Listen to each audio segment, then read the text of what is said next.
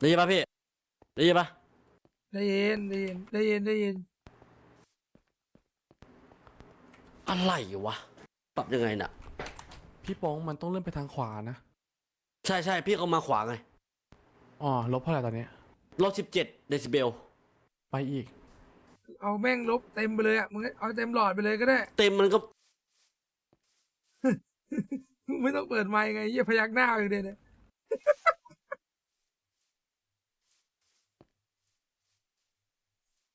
อ่ะได้ยินปะมันก็ได้ยินนะแต่มันก็ดีขึ้นนะมันได้แค่นี้แหละดูทรงแล้วตันละไม่ถึงสม พี่ อง ลด มึง เสียงผมไม่ได้เหรอไม่มันเป็นเสียงมึงแบบเสียงรอบข้างมึง ที่เขาให้มึงเบาคือเสียงรอบข้างน้อง ได้ยินปะได้ยินไหมเอาไม่ตอบมันได้ยินแล้วแต่ว่ามันก็ยังได้เสียงคีย์บอร์ดไงโอ้ย5 คู่อ่ะเดี๋ยวได้ยินยังได้ยินอ๋อแล้วโอเคได้ยินแล้วพี่โป้งเร็วไปซ่อมเร็วไปซ่อมมาหน่อยหมาดิยถึงเสียงคีย์บอร์ดเป็นไงบ้างอะเร็วไปซ่อมมาหน่อยปะเดี๋ยวรีเฟซก่อนแป๊บนึงอืม5 คู่อะ ก็ไง เดี๋ยวให้ทุกคน มันไม่ เบาไมค์พี่โป้งแล้วกันมันเบาได้ในตัววีอะไม่เป็นไรอืม แต่แบบผมอยู่หน้าซอยพี่อยู่ท้ายซอยผมได้ยินอะพี่บู๊ทไมค์ทำไมเนี่ย กูไม่ได้บูทกูไม่ได้ทำอะไร พี่โป้งบู๊ทไมค์ ใช่เหรอ แกล้งเล่นแต่มันดังเฉยไม่ได้หรอก ดังใช่ไหมทุกคนลองซาวเสียงของโป้งหน่อยว่าเป็นไงบ้าง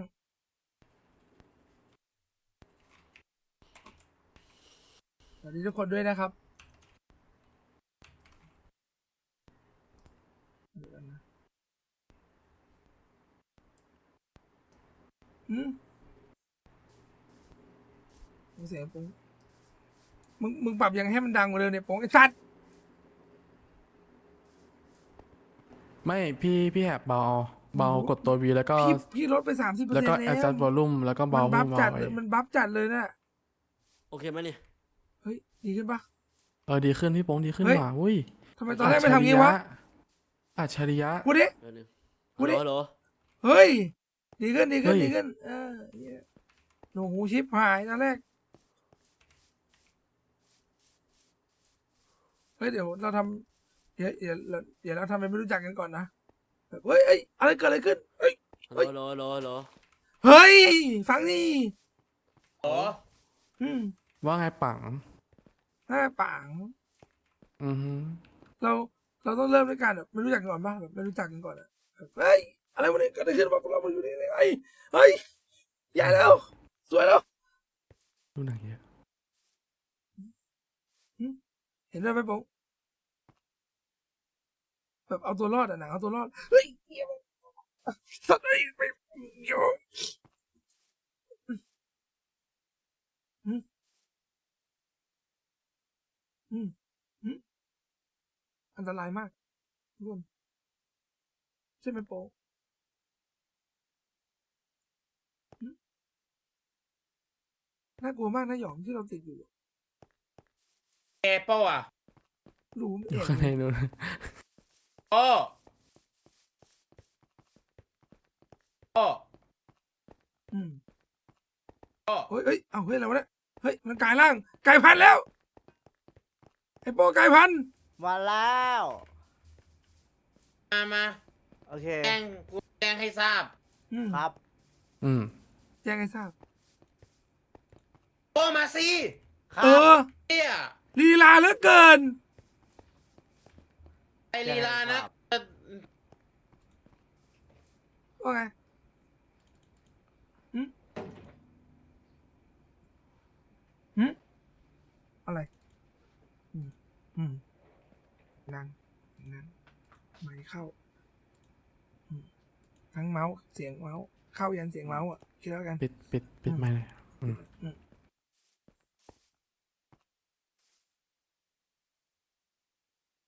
อ้าวยังอีก ไอ้สัตว์ยังไม่พูดอีก พี่หยองแต่งตัวเหมือนลุงกำนันแหละ เฮ้ยเขาตีปากเอาเด้อ อัด ไอหยองเสียงไม่มีเลยว่ะเสียงมึงไม่ออ เฮ้ ก ย โอ้โห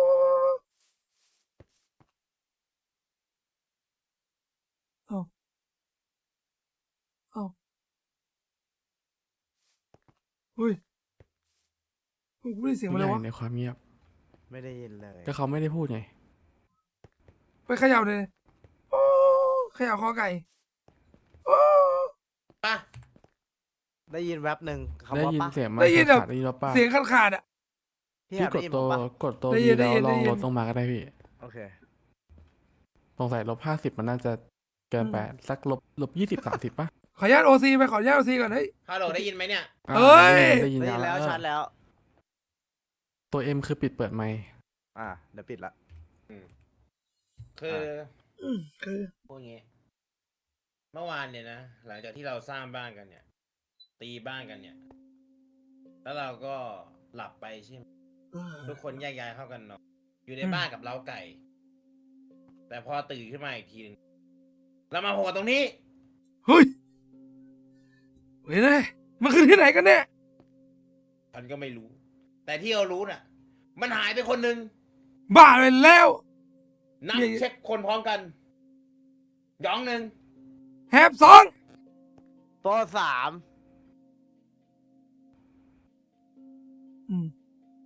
ตายแล้วมั้ง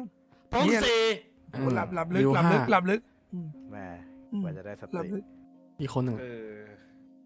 ไอ้บ่าวน่าโดนไก่แดกไปหรือสักอย่างหนึ่งทำให้เหลือแค่นี้ วิญญาณไก่ดูดไปแล้ว หรือมันพาเรามานี่แล้วมันหนีไป หรือว่ามันแอบอยู่ที่นี่แล้วไม่บอกพวกเรางั้นเหรอ เราไม่มีทางรู้เว้ยจนกว่าจะได้คำตอบไปเว้ย ไป ว่าแต่ไปไหน เอาล่ะ อะ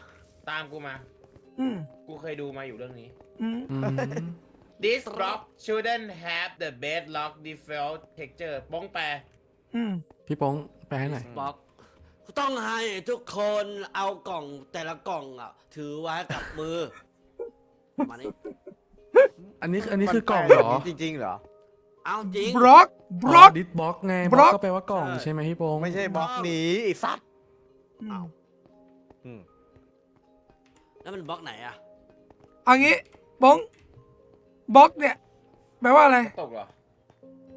ภาษาไทยเนี่ยบล็อกแปลว่าอะไร บล็อกแปลว่าหมา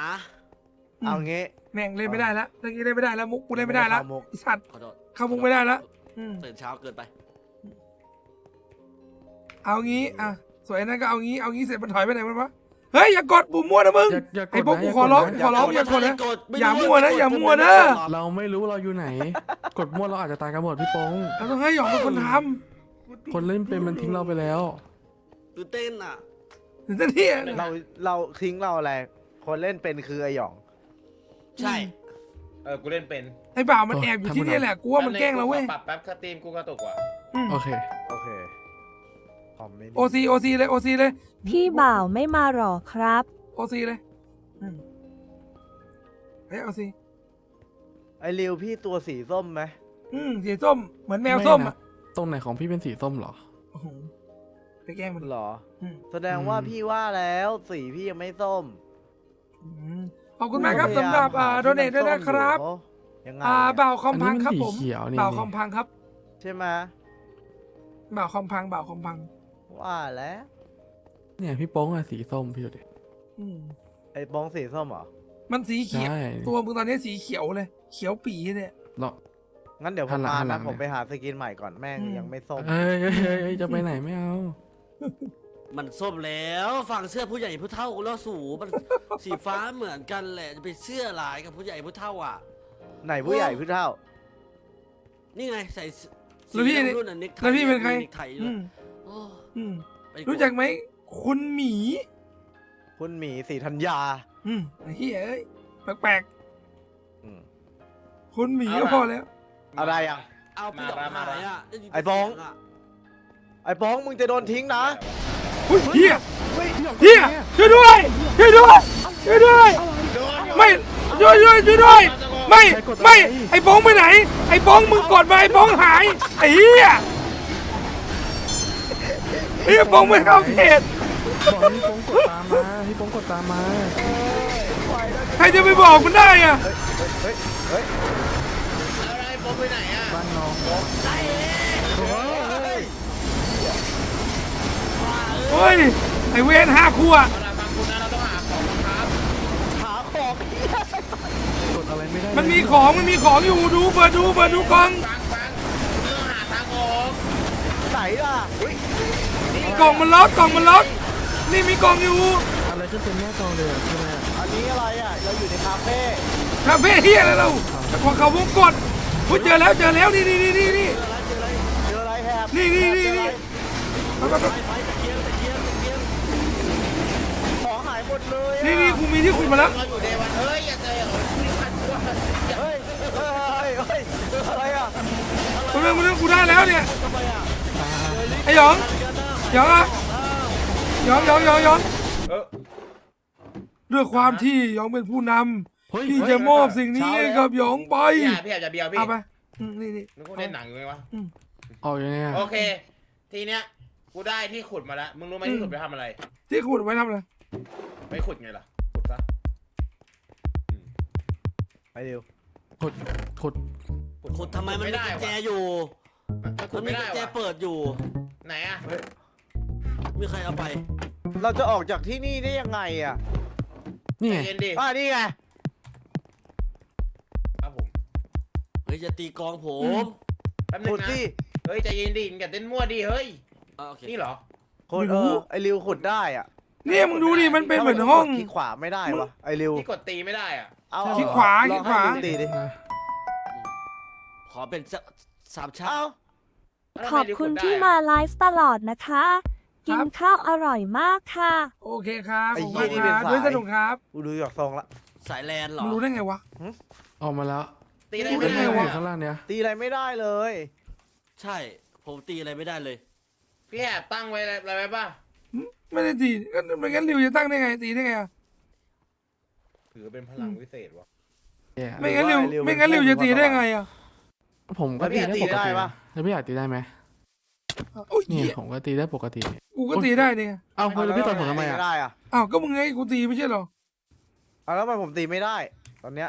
ผมตีไม่ได้เหมือนกัน เกมโหมด เกมโหมดอ๋อ เกมโหมดตรงไหนอ่ะบันไลแล้วมึงทีนี้ เกมโหมดพี่แอบเกมโหมดดู ปิดแล้ว พี่อ๋อง ปิดแล้ว เกมโหม อ่ะ อ่ะ ปิดแล้ว ตีไม่ได้ พี่อ๋อง ครับ ลองดูพี่อ๋อง ตีไม่ได้อยู่ดีวะ ไม่ ตี ได้ ไม่ ค ได้ รับ เหมือนกัน ทำไมริวตีได้วะ กะจะรอดคนเดียวใช่ปะ อืม ไม่มันทำไมมันตีไม่ได้วะ ไม่แล้วนี่อยู่ไหน ปิดแล้วกูปิดแล้ว เหนื่อยใจว่ะ เหนื่อยใจอ่ะ ไม่เป็นไร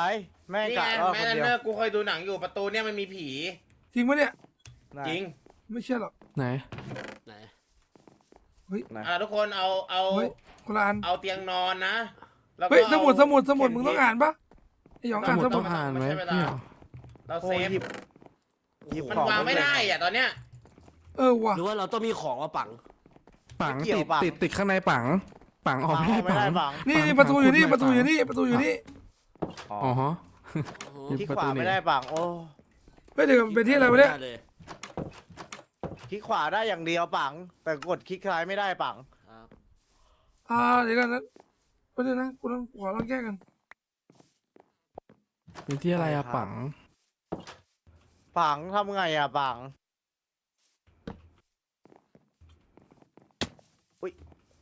พี่แอบเอาขวานมาเดี๋ยวผมจะไป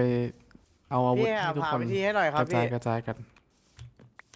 โอเคพี่นั่งเล่นไปก่อนนะเดี๋ยวผม เดี๋ยวพี่ท ทำให้เอง ทำหาทางกัน มีอะไรอีกวะ ขี้ งั้นกูสำรวจก่อนนะ ถ้างั้น เจออะไรให้ขุดอะไรมาบอกผมนะ ผมกำลังทำอุปกรณ์ให้ทุกคน เฮ้ย ไอหยองกูเจอประตูทางไปทางออก มันเท่ากันหมดนี่สิทธิ์ในการเล่นมันก็เท่ากันหมดนี่หว่า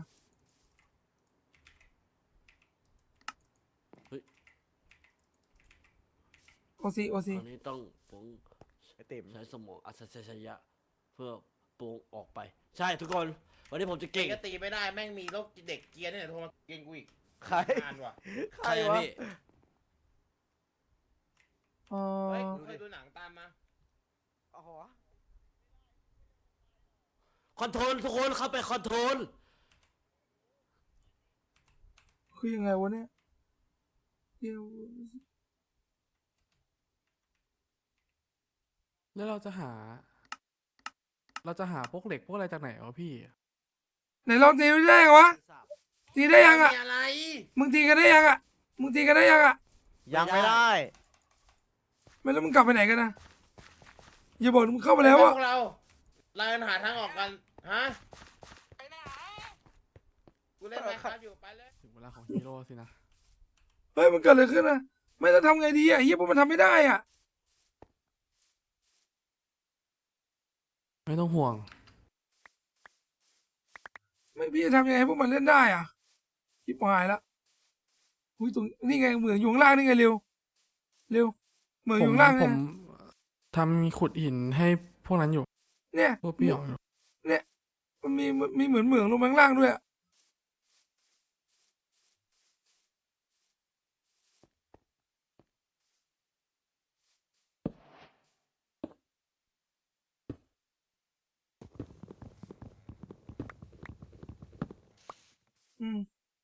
มันจะหลงทางตายหากันในเขาวงกตกับปะวะเร็วไอชิบหาย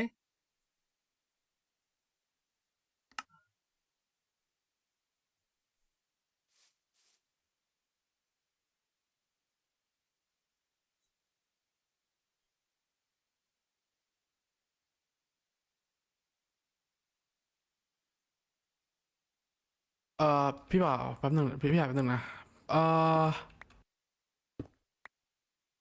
ครับไปตามหาพวกนู้นก่อนคือผมตัดไม้จะทำของให้อ่ะ เราไม่นอนเตียงเซฟกันเลย น่าจะได้ปะ อีสปาพอยเซตฮัลโหลไปไหนกันหมดอ่ะฮัลโหลพี่หยองพี่โป้ มันเข้าไปเขาวงกตกันหมดแล้วไอ้ห่า เอ้ยอย่าเข้าไปมั่วมันหลงทางฮัลโหลอยู่ไหนกัน พากูไปด้วย ระวัง มีต้นโอ๊กอ่ะเฮียเอาต้นโอ๊กปลาแม่ง มา นี่ มา เฮ้ย อยู่นี่ปังอยู่ พวก นี่ มึงกดได้ยัง ได้แล้วปัง ผมบอกเรียบร้อยแล้ว กูตียังวะ ได้แล้ว ได้แล้ว กูตีได้แล้ว นี่มาทุกคนฟังกูในหนังอ่ะผีมันจะออกมาจากตรงนี้เป็นแมงมุมเป็นอะไรเงี้ยเพราะนั้นเนี่ยระวังตัวได้คุณต้องการหรือยัง ได้แล้วกูไม่มีของเลย พวกเรากลับ เดี๋ยวผมคราฟของให้มาเร็วโอ้ยติด พี่ไม่มีอะไรเลยอ่ะโอ้ ไอเรือทัศน์พระเอก มึงเคยมีอะไรบ้างวะ ประกอบ แค่ อย่า รปภ เรา แล้ว ผู ที่ หน้ามึงสิ เหมือนเดิมทุกวันเหรอ ไม่เหมือนเดิมทุกวันมันจะเปลี่ยนไปเรื่อย ต้อง มันจะมี13คนมาไล่ฆ่ากันอ่ะ ว้าว มันจะมีคนชื่อแคทนิดอะแคทนิดอะแคทนี่ไม่ได้ ใช่ คนละเรื่องไอ้สัตว์ แล้วไหนทางออกอ่ะ นี่ไง เฮ้ยผมเคยดูพี่หยอง โอ้ยช่วยกูติดใจแมงมุม 13 เกมสยองใช่ไหม ใช่ ต่อติดตายไหมเฮีย 3 เกมสยอง13 เกมสยองไม่อยากสยองกับกูไหม ติดต่อเลยวะ ไอ้เฮีย เอาล่ะทุกคนมานี่มาบ้านเร็ว อะไรนะ เอ้ยทุกคนเป็นไหมขวาบนสุดอ่ะ อุ้ยเอา ตา เฮ้ย ๆนี่ ใคร กู ทำ ได้สมุดแล้วกูจะอ่านให้ฟัง พี่หยอง ใครอ่านเก่งสุดยกมือขึ้น พี่ปอง ไอ้ป้องอ่าน แม่ง ถูกคนด้วย หนังสือมันไม่เหมือนกัน โอ้ เหมือนกัน ไอฟังนะทุกคนมันมี1 หน้า อืม แป๊บนึงใส่แว่นขยายก่อนแป๊บนึงมองไว้ชัด ใส่ I want don't pat in the cupboard เขาบวช กอวอร์ด ใครจะก่อวอร์ด already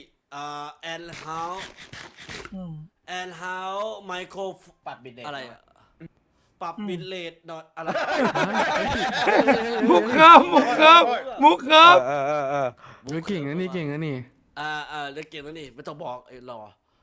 from the อนันดาว อนันดาว แพน พ ไอ อ ซอฟ มากูอ่านเอง ให้พี่หยองอ่านเถอะ นี่ พี่ป ย อ อง งอ่านเถอะปะไอ้ห่า เออ เฮ้ยอะไร เฮ้ยโทษ เฮ้ย ทิ้ง อะไร ไว้นะเฮ้ย พี่อย่าลืมเซฟจุดเกิดนะ อย่าลืมสิมันทิ้งยังไงอ่ะ กดคิวกดคิวกดคิว เฮ้ยไอหยองมีอะไร ถ้า จะ ข บ อ องก ไม่พี่หน่ วะ อยสิ ว่ามา ให้ไปหมดเลย หนั ดิ งสือของแต่ละเล่มอ่ะมันคนละความหมายด้วยนะ แล้วเราไปเก็บมาแล้วเราไม่ได้สนใจเลยว่าอยู่ตรงไหนอ่ะ I went deeper in the cave and activate I heal mechanism ไม่อะ ยิ้มๆหมอ I heard a loud noise coming แล้วก็ from ต้อง the ฝากตัวให้หมดให้หมด test I should see what happened alright and once again in the front is where is going to ห้ามขีดเขียน โอ้โหคู่แข่ง โอ้ โจ โหนี่มึงแบ เดี๋ย น วนะของกู มึงพูดมาตั้งนาน ของกูเขียนว่า I'm walking in this elevator the area surrounded by some of hill maze ไม่กู บอก อยาก กับเฮียอะไรกู ไป in ไป the front is the front and what is the เฮ้ย rest ประเด็นนะเผื่อมึง The maze is much than I imagine โอ้ยมึงฟังกูก่อนเถอะกูขอร้อง มึงฟังพี่แฮบสิ เออ ไอ้เหี้ย เอา คือ อยากเรียน คือไม่ใช่ มันไม่ใช่ว่ากูจะฉลาด คือมึงอ่ะ อ่าน รู้ ไม่ให้ ภาษาอังกฤษ มึงรู้ภาษาอังกฤษ มึงก็แปลเป็นไทยออกมาเลย กูเข้าใจสิไอ้สัส อ่านแล้ว แล้วมึงพูดอังกฤษออกมา กูจะรู้ไหม แปลเลยอ่ะมืดแล้วมืดแล้ว มึงเอาไปเลยสมุดอ่ะ เฮ้ย แล้วแปลรีว่ะเหี้ย เดี๋ยวอะไร เหี้ยสัตว์ เฮ้ย แบ่งดาบกันสิ ฮ้ย เขาวงกดกำลังปิด ประตูกำลังจะเปิด ปิดแล้ว เตรียมต่อสู้ มันปิดแล้ว มันปิดแล้วเพราะเป็นกลางคืนไง อ่ะ ตัวใคร อันนี้ นอน พี่โป้ กูนอน มึงอย่าเพิ่งนอนดิ มึงฟังกูนะโป้ ว่าไง เนี่ย ฮะ แม่งห้าครัว ไอหยอง มึงเป็นผู้นำมึงต้อง ใน ใช้ หนัง อั เนี่ย ประตูมันเอ้ย เฮ้ย เขาวะ ไอ้วิลลี่ดิโทรมากวนแม่งเด็กเกรียน อืม คอมไม่มีเล่น มึงฟังกูนะ หนังเนี่ยผีไม่ได้ออกมาตอนกลางวัน พวกปีศาจ อื อะ ม อืม ตอนประตูเปิด ตอน เอา ป งี้ ระตูปิดเนี่ย คือเวลาของเรา มึงเอาเวลาไปหาอะไรกิน ดีกว่าไหม ดีกว่าไอ้มึงนอน ดีกว่ามานอนอย่างเงี้ยไอ้เฮีย อืม อืม ไปหาของกินซะ เนี่ยกูมีข้าวเนี่ยทำอาหารยังไงอ่ะ ใครทำอาหารเป็น เอา ไอ งี้ ริว ไอ้รีบทำอาหาร ต้องทำฟาร์มก่อน ฉันเอง ทำสิ อาสาที่จะเป็นเชฟที่นี่ อ่ะพี่ โอเค ทำไอ้โป้ทำอะไรเป็นบ้าง ลีอยู่กับหัวหน้าเก่งครับ โอเคมึงอยู่กับกู ไอ้โป้ทำอะไรเป็นบ้าง เลียกิ่ง ตัด ให้ ไม้เป็นครับ โอเคไม่ต้องทำอะไร โอเค คนที่ทำอาหารเป็น นี่ส่วนคนที่อยู่กับกูไปนอนให้หมดเลย โอเคไปะเสร็จแล้วบอก แล้วถามมันเพื่ออะไร ห้าครัว กูถามเลย อืมไม่งั้นต้นข้าวกูมา2 ต้น จะให้อาหารแดกไอสัตว์ไอสัตว์เฮ้ยโทรศัพท์เข้า เฮ้ย โท โท ร รศั ศั พ พ ท์ ท์ เข้า เข้าโทรศัพท์เข้าโทรศัพท์เข้าให้รับก่อนให้รับก่อน มีคนโทรมา ฮัลโหล ว่าไงเพื่อน แม่ง ฮัลโหล แม่งช็อตนี้มันเอาฮาคนเดียวเลยว่ะฮาขึ้นเลยเฮีย มึงมานอนได้ไงปอง หน้าที่ของมึงคือทำอะไร พี่อยากบอกว่าไม่ต้องทำอะไร โอเคนอน ผมก็ทำดีนะดีกลับไปกลัวคนอื่นคนนู้นคนนี้ มานี่โป้งมานี่มามึงมานี่มาทำอาหารกับกูมา ตื่นแล้ว กูช่วยเชฟ มันมีแตงโมในป่า กูจำได้ มันมีแตงโมในป่า พี่โป้ง อ่ะ พี่โป้ง เรียบร้อย ให้พี่โป้งเอาขวานไปตัดไม้อ่ะ กินเห็ด กินเห็ด กินเห็ด เก็บต้นกล้ามาด้ หั วยว ห นะ น้าครับหัวหน้า ต้นกล้าคือตัวไหนวะ เราจะไม่ มัน ทำ จะ อะไร เป็น ไม่ ต้น ใช่หร เล็กๆอ่ะ ต้นนี้มันมีกล้ามอ่ะนั่นแหละต้นกล้า กูจำได้ กูเคยเล่น เอ่อกูมี เฮ้ยให้พี่ไปตัดอะไรนะไอ้เสียง ต้นไม้ นี่ โอเค ตัดไม้ โอเค แล้วเดี๋ยวมันจะดรอปแอปเปิลกับดรอปต้นเล็กๆพี่ต้องเก็บมาด้วยนะ เพราะเรา แอปเปิ้ลเหรอ เราต้องปลูกต่อ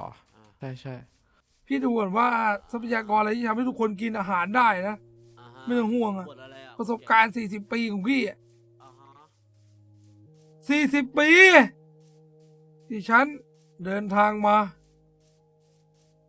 เจอทั้งปัญหามากมาย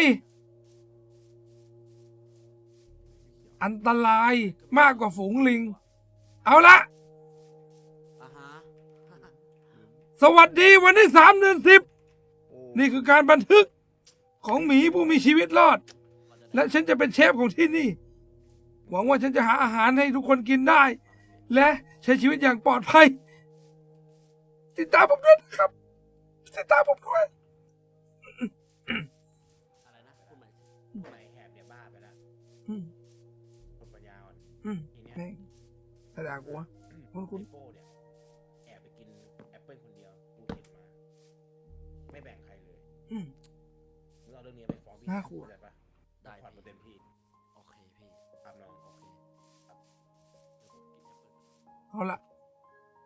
ตอนนี้เรามี แอปเปิลไม่แบ่งใครเลย เอาแอปเปิ้ลมาจากไหนอะ ไอ้ปองกินแอปเปิลไม่แบ่งใครเลยพี่ มึงเอาแอปเปิ้ลมา เฮ้ย ไอ้ป้อง ไม่ให้โป้งกิน ทำไมมึงไม่ตัด ทำไม ไว้มึงไปตัดต้นไม้ มึงไปเกาไอ้ป้ามาจากไหน มานี่ดิมานี่เลย ฮะ มานี่เลย ไปทำอะไร ทำอะไรมา ทำอย่างงี้วะ กูว่า ฮะ หิวนะไอ้เหี้ย อืม คนอื่นเขาก็ต้องรอกินพร้อมกันทำไมได้ของไม่มาส่งให้พี่ เออ ฮะ มึงเห็นว่ากูป่ะมึงดูท้องกูเนี่ยหิวยิ่งกว่ามึงอีกเนี่ย เห็นไหม อืมอืม แอปเปิลอยู่ไหนขายออกมา มึงล้วงคอมาเลยนะกูว่าหิวเหมือนกันอะ อืม เอ้า เต็มปากเล เฮ้ ย ย สัตว์ แค่กินเฮ้ยกิน2 หน่วยเอง ถ้างั้น แล้ว2 หน่วยมึงอะแบ่งเพื่อนได้ไหม กูจะลดอาหารมึงเหลือแค่คำเดียว มึง พรุ่งนี้กินข้าวคำเดียว มึงดูลูกพี่หยองไปหา ลงโทษ กินมาให้เพื่อนเนี่ยปะ อืม เนี่ยที่พี่หยองไปหามาเอาไปให้พี่แหบใน พรุ่ ตัว งนี้ อยู่ในตัวเดินไปไหน อาหารฟังกันทุกคนอาหารที่ได้มาทั้งหมด แบ่งส่งมาให้พี่เลยแล้วพี่จะจัดการแบ่งสวยให้ทุกคนได้กินอย่างเท่าเทียม เอาดู เย่ แค่นั้นเนี่ย เอาดูดิพี่แหบหัวหน้าหยองเขาหามาให้อ่ะ อ่ะ มา อืม แต่ว่าฟักทองนี่มันกินได้ปะวะเนี่ย ได้ดิ พี่ อ่ะ พี่อย่า ส่ง อย่า มา อย่า ส่ง กิ มาน หม ส่ ด งมา นะพี่ต้องไปปลูกก่อนนะ อืม อ่ะ อืม ครับ เดียวไปปลูก อืม พี่อยากเป็นฟาร์มเมอร์ แอ อะ ปเปิลมันเป็นจังไหนวะ เดี๋ยวกูเป็นพ่อค้ากูเป็นพ่อค้า นี่ ไม่ใช่ พี่โป๊ ไม่ใช่คนทำสวนไอ้เหี้ย อันนี้คือต้นกล้านี่เอาให้ดู ทำนี้มึงไอ้ริวสร้างขึ้นมาหน่อยดิ ไม่ใช่ไม่ใช่ไม่ใช่ พี่โป้งไม่ใช่ อันนี้คือต้นอ่อนที่ต้องเก็บ เอาไม้มาหน่อย นะ เอาไม้มาหน่อยพี่ถ้าจะนั่นก็เราก็ปลูกริมน้ำเนี่ยปลูกริมน้ำน่าจะได้อยู่ เอาทำที่ทำฟาร์มใช่ไหม กินให้อิ่มเลยไหมแล้วก็นอนไหม ใช่ หรือไง ไม่เรานอนไปเลยก็ได้มั้ง เตียงไม่พอห พ ร อ อ พอดิ เบียดกันหน่อยได้ไหม ต้งวางว้ให้แล้วอะ ไม่พอมี3เตียงเอง ในฐานที่พี่เป็นคนไปหาของมาทำเตียงพี่จะวางเตียงให้เร็วเอง โอ้ยแม่งแอบเก็บเกินเปล่าร อ ห้าขวด เจ้าวาเลย5 ขวดมึงใหญ่กูเก่งนะเฮ้ยกูเห็นแล้วแอปเปิลกูเห็นแอปเปิลโว้แอปเปิลมะละกอกล้วยส้ม จะไม่แบ่งใครเลยเหรอโป๊ หยุด อืม มาดิสิ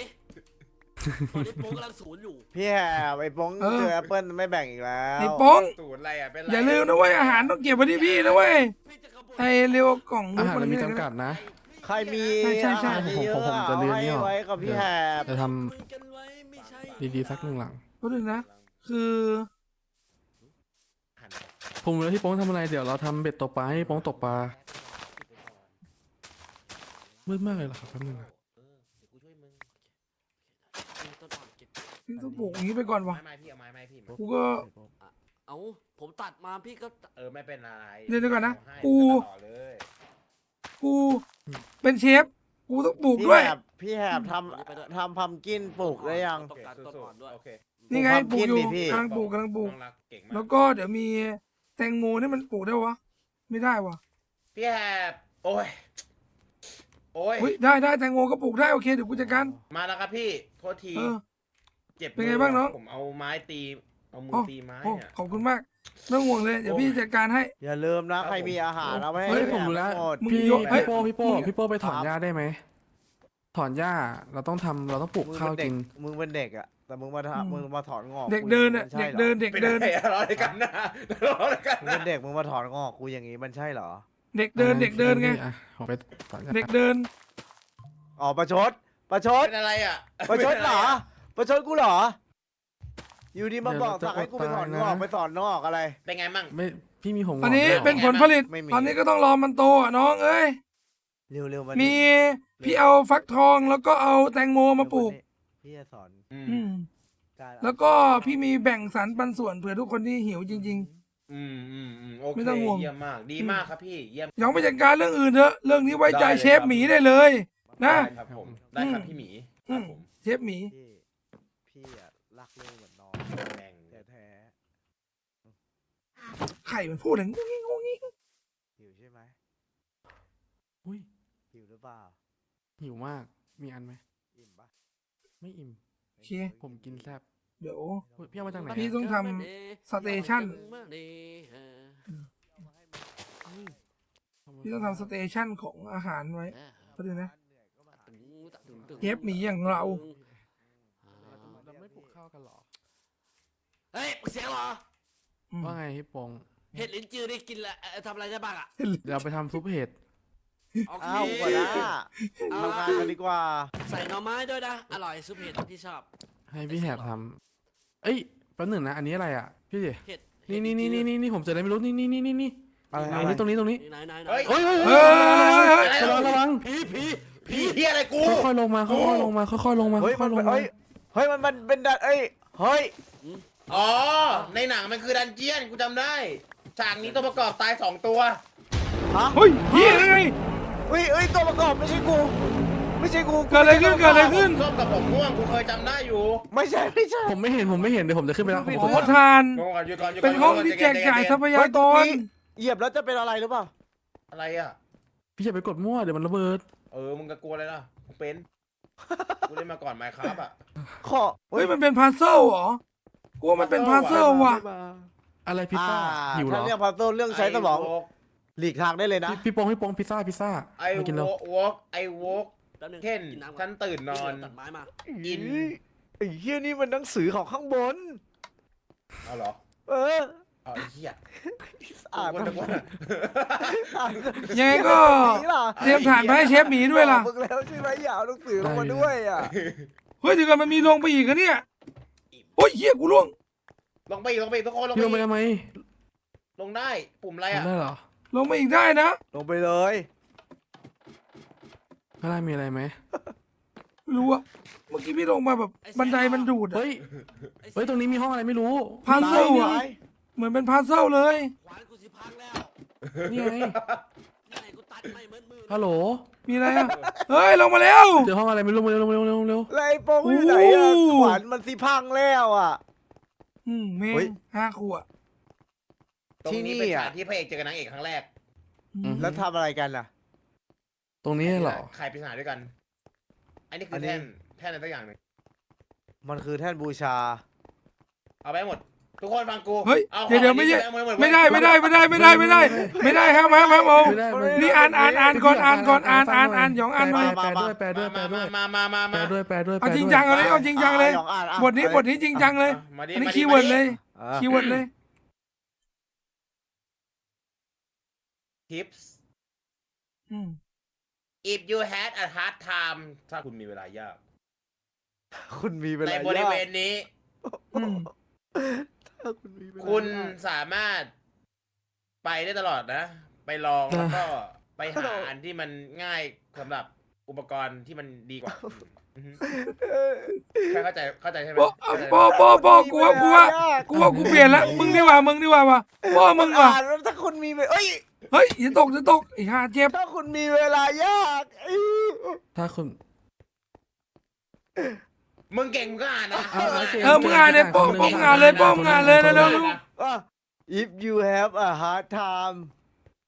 in an area ในเวลาที่ยากลำบากในที่นี่ you can always go try เอ้าเก่งนี่ทำไมไม่อ่านเองอ่ะมาแปลนำทำไมอ่ะ เอ้า มึงแปลสิ เอาดิ พี่หยองอ่าน แปล เข้าใจแล้วเหร ว่า อแปลว่า ถ้า อะไร มีเวลาที่มันถ้ามีเวลายาก กูแปลออกแล้วเพื่อน มึงฟังกู เออ นะ อ่า มันแปลว่าจำได้แล้วแมปนี้ พี่ต้องหาบล็อกแต่ละสีในของกด เฮ้ย บล็อกแต่ละสี ไอ้เหี้ย กูแปลแล้ว โอเคเก่งมากไป งั้นเหรอ คือต้องเอาบล็อกแต่ละสี มึง มา ต้อง วาง หา นี่ บ เห ล็ ร อก อ แต่ละสีมาวางใช่ ใช่วางให้ตรงอ่ะ มึงช่วยทำอะไรที่มัน แปลอันนี้คือรถปะวะ รถเหร ขั อบ ดิ เนี่ย ขี่ดิ อันนี้คือรถปะ คิดว่ามันคือรถปะ เออใช่มีเสาไอหยองกูจับแล้วมึง โอเคฟังกูนะ มึงขับ คือ เลย เราต้องหาบล็อกแต่ละสีเนี่ยมาวางตรงนี้ นี่เห็นไหมเนี่ย อืม เนี่ย อุ้ยเดี๋ยวพี่ตีทำไมอ่ะ เพราะมันต้องใช้สีดำเนี่ยเห็ โอนเค ปะ อ่า อันนี้ใช้สีดำเนี่ยมึงหา อ่า สีมาวางให้หมด อ๋อ อ๋อ เมื่อกี้มันแปลว่าถ้าเราเจออะไรที่มันยุ่งยากอ่ะเราแนะนำให้ไปหาอุปกรณ์ที่มันช่วยเราได้ดีกว่านี้ ดีกูถูก ไป เฮียป่านนี้โป้งตายหาไปแล้วเฮีย ไป กูนั่งทำอุปกรณ์ไม่ได้นอนเลยครับจ่า ไปดูพี่โป้งก่อน โป้งตายหาไปแล้วกูว่ามันก็ขยันทำห้องเฮียอะไรมาไปดูเนาะ ทุกคนไปกระจายตัวหาสิ่งแบบว่ามีค่านะปุ่มอะไรมีให้กดมึงกดไปก่อนเลยนะไม่ต้องสนใจ เผื่อฟุก ก ติด ระจายตัวเอาแบ่งคู่พี่แหบไปกับไอ้โป้ไอ้ริวมากูแยกย้ายกันหาสิ่งมีค่าเข้าใจหรือเปล่าอย่า อุ้ยที่ ทำ นี่ที่ เอ้ นี่ ย มีห้องเตา อันนี้มีค่า อันนี้มีค่า อันนี้คือบล็อกชาโค พี่ต้องขุดอันนี้ไปด้วย เนี่ยอันนี้คือบล็อกชาโค ชาโคอะไรชาโคอะไร มีใครมุกไหม ฮะ ไม่มีนั่นชานม อ๋อโอเค ฮะ ฮะ เฮ้ย ลึกว่ะไม่น่าเล่นเลยกับคน ลึก อืม ลึกเลย พี่แฮมผมมาแล้ว เออ พี่อ๋อง ทำไม เอาที่ขุด โดนด่าพวกเราทำไมเนี่ย อ่า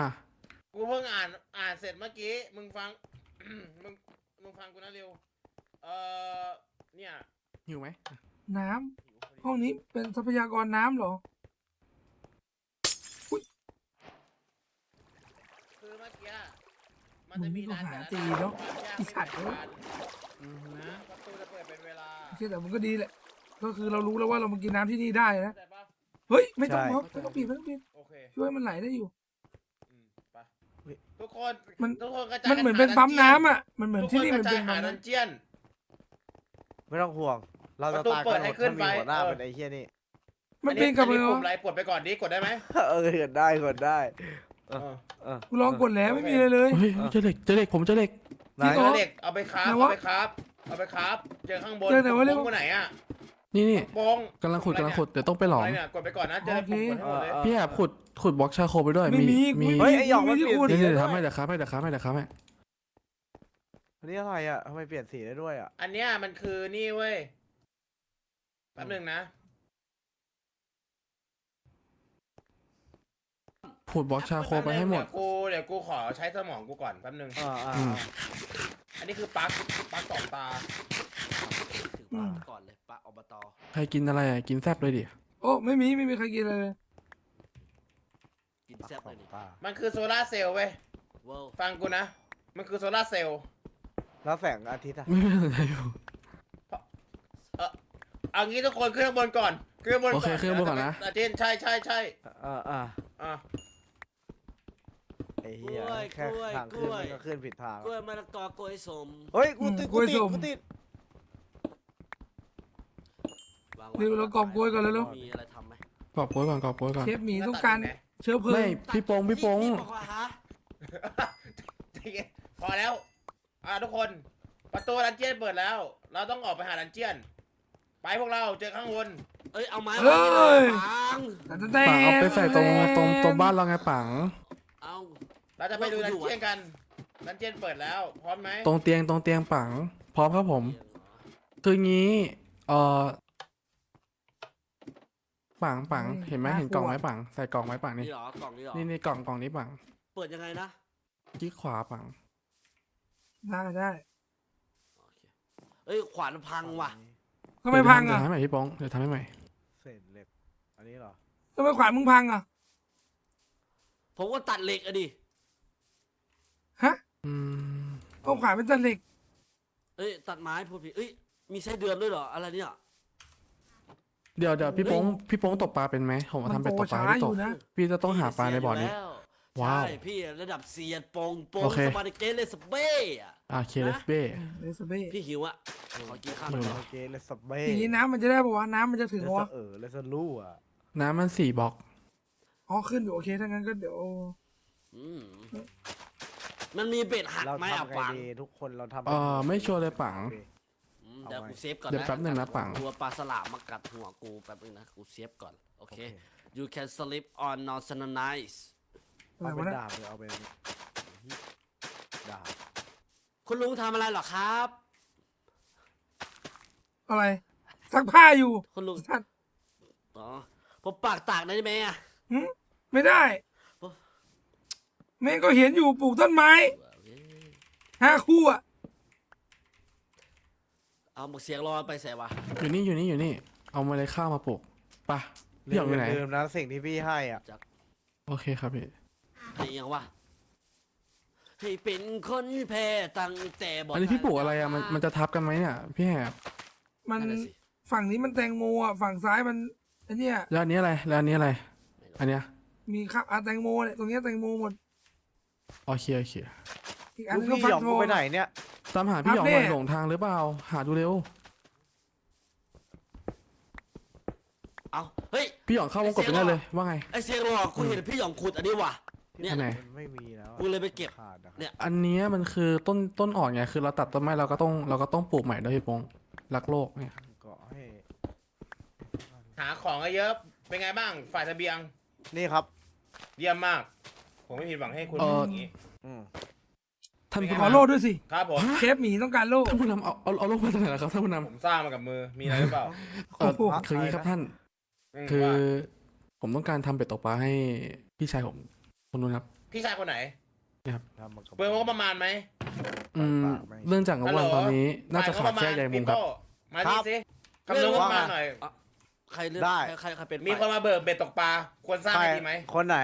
ปง96 ครับผม โอ้โห มันจะเป็นอีกหนึ่งโปรตีนของเรานะครับท่าน เองมีอะไรดีอ่ะ ผม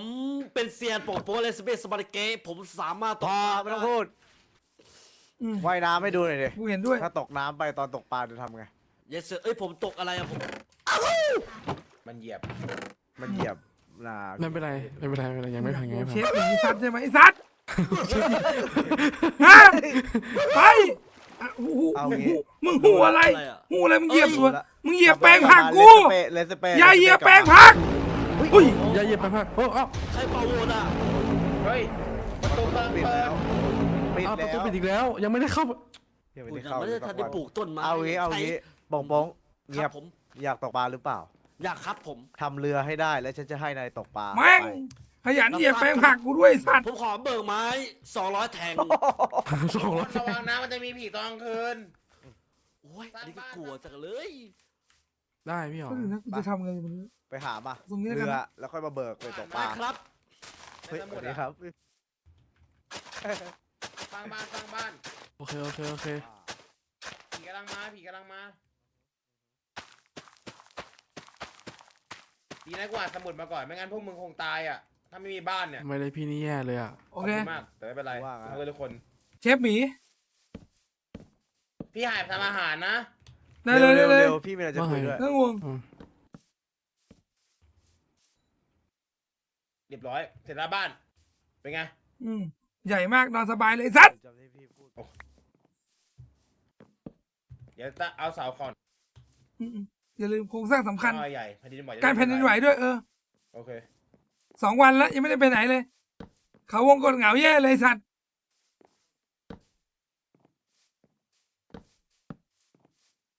โอ้โหกูบอกเลยว่าชิบหายแล้วว่ะต้นไม้ ไปพี่ ไม่งโตยากมากเลยอ่ะไอ้ริวหลุดเหรอ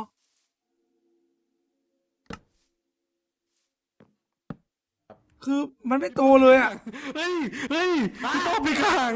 ช่วยด้วยพี่โป้เป็นกระหังพี่โป้เป็นกระหังพี่โป้เป็นกระหังพี่โป้เป็นกระหังพี่โป้เป็นกระหังระวังพี่โป้เป็นกระหัง ไม่ใช่อย่างนั้นน้องไม่ใช่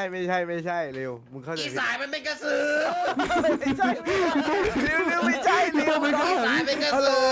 เฮ้ยไอ้เหี้ยมึงรัวเปล่าเนี่ย พี่สงกดต้องมาแล้วมามึงอยู่ไหนอีกกระสือสงกดมาแล้ว เร็ว อีสายมันเป็นกระสือล่าหัวใจมัน ตั้งสติมึงอยากอยู่กับ พี่ กู ออก ไหม มา ดู พี่ ดู กูถาม นี่เป็นกระหังอ่ะ เจอละ มึงเดินมาตั้งสติ เรือมันเป็นตัวยังไงวะเรือวะกูเปิดสมุดเที่ยวนี่แหละ เรือมันสี่เหลี่ยมอ่ะ โอ้โหสี่เหลี่ยม เรือมันสี่เหลี่ยมอ่ะลองหาดู ซิสเตอร์โบ๊ท อย่างนี้คือมันจะโตป่าวะ โต ไม่หมายถึงมึงอะพวกมึงอะไรจะโต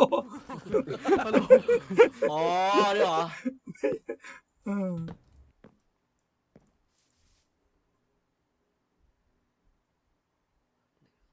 อืม เมื่อกี้กูอ่านมามึงอ่ะ ติดตะเขาวงกดอ่ะผีมันจะไม่ออก ต้องปักไฟด้วยใช่ไหม พิมพ์อะไรวะ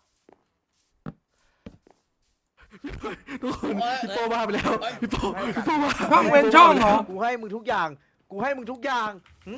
ไอ้สัตว์มึงทรยศกูเหรอ ไอ้โป้ พี่หรอพี่หรอช่วยด้วย เย็นไอ้โป้มีหนังสือสักเล่มไหม แตงโมกับฟักทอง ต้องปลูกเว้นข้างหน้าหนึ่งบล็อกให้มันเกิดค่ะ ฟังกูนะ ที่แหก55,555 โอเคได้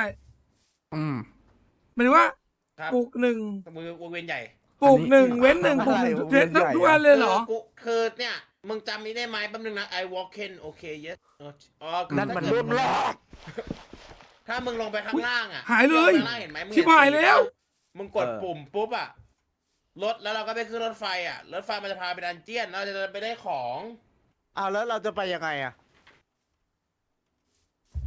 เดี๋ยวกูมึงต้องหาหนังสืออีกเล่มหนึ่งมามันถึงจะ แล้วอย่างนี้ได้ไหมอย่างเงี้ยได้ไหม อีก ครั เล่ บ มหนึ่ พี่ ง พ ไหม งษ์ ก็คือ เรือมันอยู่ ข้างเนี้ยอย่างเงี้ยได้ไหม เล่มนี้ เอาเลยเหรอได้เดี๋ยวทำให้ ไม่ต้องทำ อย่างนี้ได้ไหม เล่มหนึ่งเดี๋ยวกูขออ่านก่อน โอเค อันนี้คือได้นะ เออ อันเนี้ย เรือ คือไม่ได้ละ โต๊ะครับใช่พี่ ถูกไหม ท แต่อันเนี้ยไม่ได้ละถูกไหม ำมันเป็นรูปเรือ อ๋อมึงยังหาวิธีทำ ให้งี้ขุดเพิ่มได้ไหม เรือสี่เหลี่ยมมึงเบิ่งนี้ ขุดเพิ่มได้ไหม แต่สี่เหลี่ยม อย่างเงี้ยเราขุดเพิ่มมันออกได้ไหม ก็ไม่ครับเป็นสี่เหลี่ยมอ่ะนี่ เนี่ยอย่างเงี้ยเราขุดเพิ่มเนี่ยมันได้ไหม บอกก่อนหน่อย เอ้ย บอกกูหน่อยบางทีมึงจะไปพัทยากู นี่ เบิ้งเบิ้งเบิ้งเบิ้ง นี่ เบิ้ง เบิ้ เบิ้ ง ง นี่ ผมเบิ้งเบิ้งนี่ ตัวไหนตัวไหน เบิ้งนี่เบิ้งเบิ้งนี่ เอามาเอ้า ไปสวยมีเรือแล้วเหรอ มึงเป็นบรรดาโบสดอกเรืออะไรเนี่ยไหนพี่สอนหน่อยอ๋อมันเป็นรูปแบบนี้เหรอ ไอ้สัตว์ เฮ้ยกูโตแล้วกูต้องรับผิดชอบกูทำเป็นเว้ยแต่ตัวครับอยู่ไหนวะ เชฟหมีต้องศึกษาก่อนนิดนึง ฮัลโหลพี่ฮัลโหลมันออกไงออก ก จาก ด เลย ชิปกดชิปกดชิป เฉพาะแตงโม ไอ้เร็วๆตามพี่มา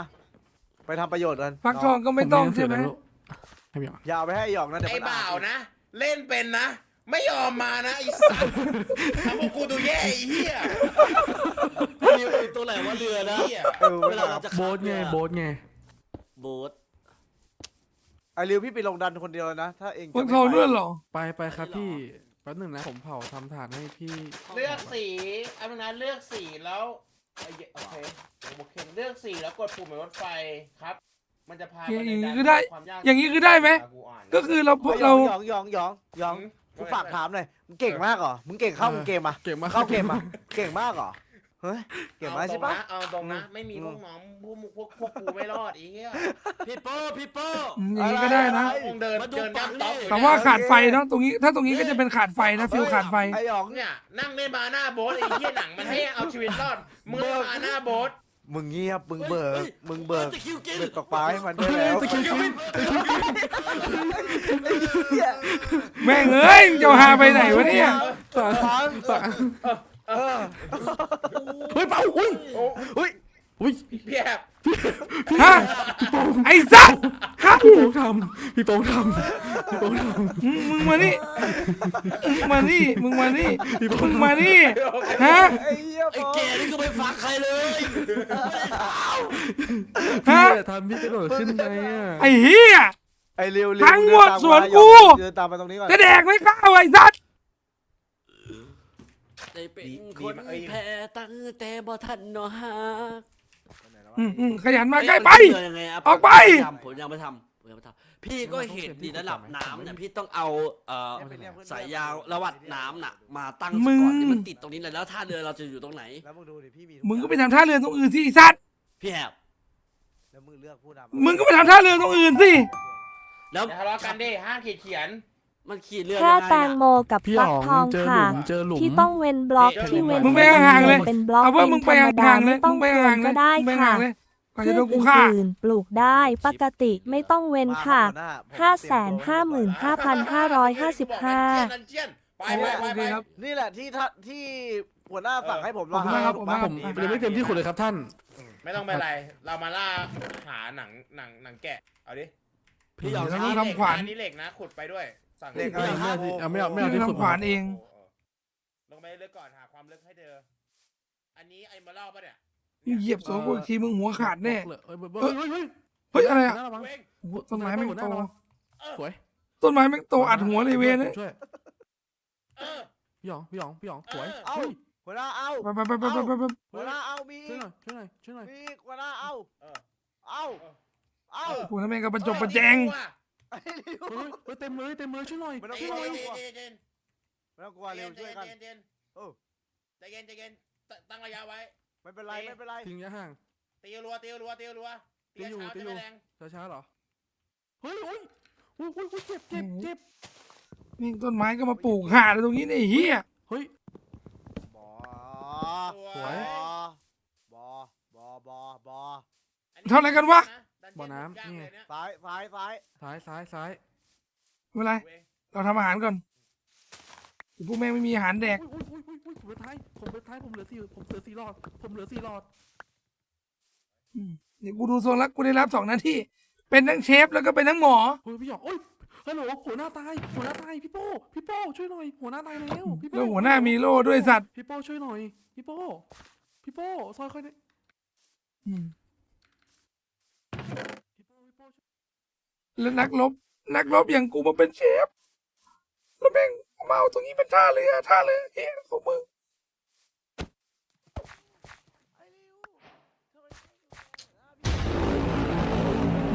เป็นไงครับหัวหน้าความจำเสื่อมหรือยัง ผมไหว เร็วไม่เป็นไรไม่เป็นไรไม่เป็นไร น้ำมันไปสิ ไม่เป็นไรไม่เป็นไร ถอดมาตั้งหลักก่อนไม่ไหวพี่โป้ เร็วช่วยก่อนได้ไหมเร็วช่วยก่อนได้ไหม ผมกำลังลงไป เร็วช่วย ผม ก่อน กำลังลงไป เจริญ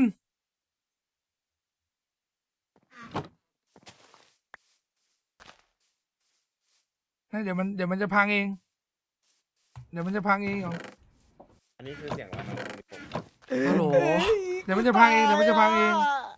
ตาย อ่ะ หากันหมด ไปเอาคืนต้องไปเอาคืน มึงเล่ พี่ น ฮัล กัน โหล ยัง ขอ ไงใจเย็น ไปเอาคืน ดิ ไปเอาคืน ตั้งสติดิ พี่ มึง พี่โป้อย่าไปคนเดียว เราโง่ดิเฮีย โอ้ยไม่ทันแล้วไอ้สัตว์ไม่ทันแล้ว ไม่ทันแล้วเหรอ เออ แม่งบอกโง่ไอ้สัตว์ไม่ทันแล้วพวกมึงมันโง่ พี่โป้งไลฟ์ค้างครับพี่หยองพี่โป้งสตรีมค้างมีคน มึง มา มา บอก ตีมค้างเหรอเป็นไรอ่ะ บ่าวเขามีปัญหานะทุกคน เดี๋ยวก่อนนะ คือ อันเนี้ยคือมันจะโตจริงๆใช่ไหมคือกูจะทำให้มันมีอาหารกินกันเลยแหละ เพราะว่า แล้วไอ้สัตว์ คืออยากให้อาหารมันรันโฟไง บอลเหรอ แป๊บนึงไหยง คือถ้าอาหารมันรันโฟได้อ่ะ มันจะมูฟกันไปต่อได้หมด พี่จะมีเวลาไปทำอย่างอื่นไงก็หวังว่ามันจะโตนะ ตีไงตีธรรมดา ทุบหญ้าทำไมอ่ะทำไมต้องทุบหญ้า นี่ปากไฟ อ๋อเอาเมล็ดมาทำข้าวเหรอ ทุบหญ้าเอาเมล็ดมาทำข้าวอย่างเงี้ยเหรอว่าข้าวก็ได้ด้วยนี่หว่าโอเคถ้างั้นเดี๋ยวเราจะได้รันเต็มรูปแบบหลายแบบเนาะ หัวหน้าฮัลโหลปากไฟได้ไหมช่วย อืม ทอดหมดหัวหน้า โอเคถ้างั้นเดี๋ยวเราเพิ่มอีกโซนหนึ่งก็คือเป็นโซนข้าวเนาะเดี๋ยวริมน้ำเนี่ยเราต้องเอาต้นไม้ออกพี่ว่านะริมน้ำเนี่ยควรเอาต้นไม้ออก เอาตรงนี้แล้วกันนะทำข้าว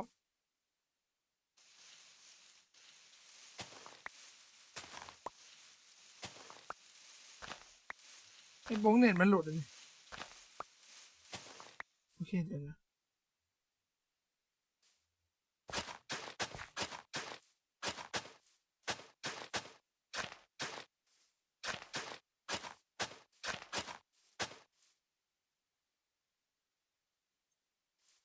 ประมาณนี้เดี๋ยวแม่งมาเหยียบกันอีก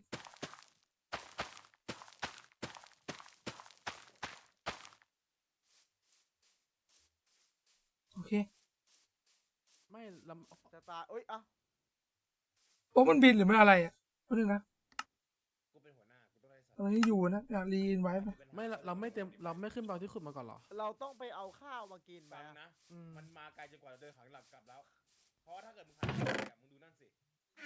อืมไม่ต้องห่วงครับทุกคน ไหนเฮ้ยเจอแล้วเฮ้ยเจอแล้ว แม่งทามิ่งไม่ดีว่ะ ไปก่อน ไหนว่าเมล็ดไปไหนหมดแล้วอะไม่ดรอปเลยเหรอ หรือว่ามันจะเป็นพวกเมล็ดมันจะมาจากพวกอันนี้ที่มันมาใหม่ๆวะที่มันเป็นอันเก่าแบบต้นที่มันโตมานานแล้วอะเฮ้ยไม่ดรอปมาเลยแล้วอะอ๋อนี่แสดงว่าสวยเฉย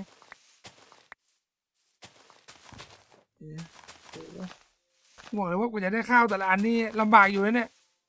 คิดผิดคิดถูกว่าเนี่ยเชฟหมีไอ้เหี้ยรับหน้าที่เป็นเชฟคิดผิดคิดถูกวะทุกคน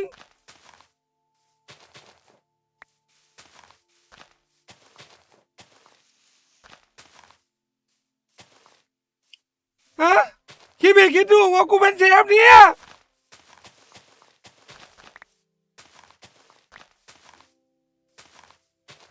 เฮ้ยแต่ไม่เป็นไรอย่าหมดหวัง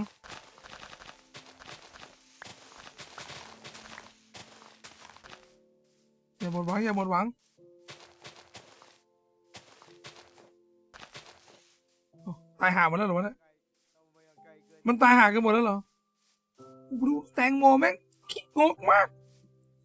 มันโตช้ามากเลยวะ หาอะไรเติมเลือดก่อนจะตายแล้วอะเดี๋ยวค่อยลงมาพร้อมกันก็ได้อ่ะทางไหน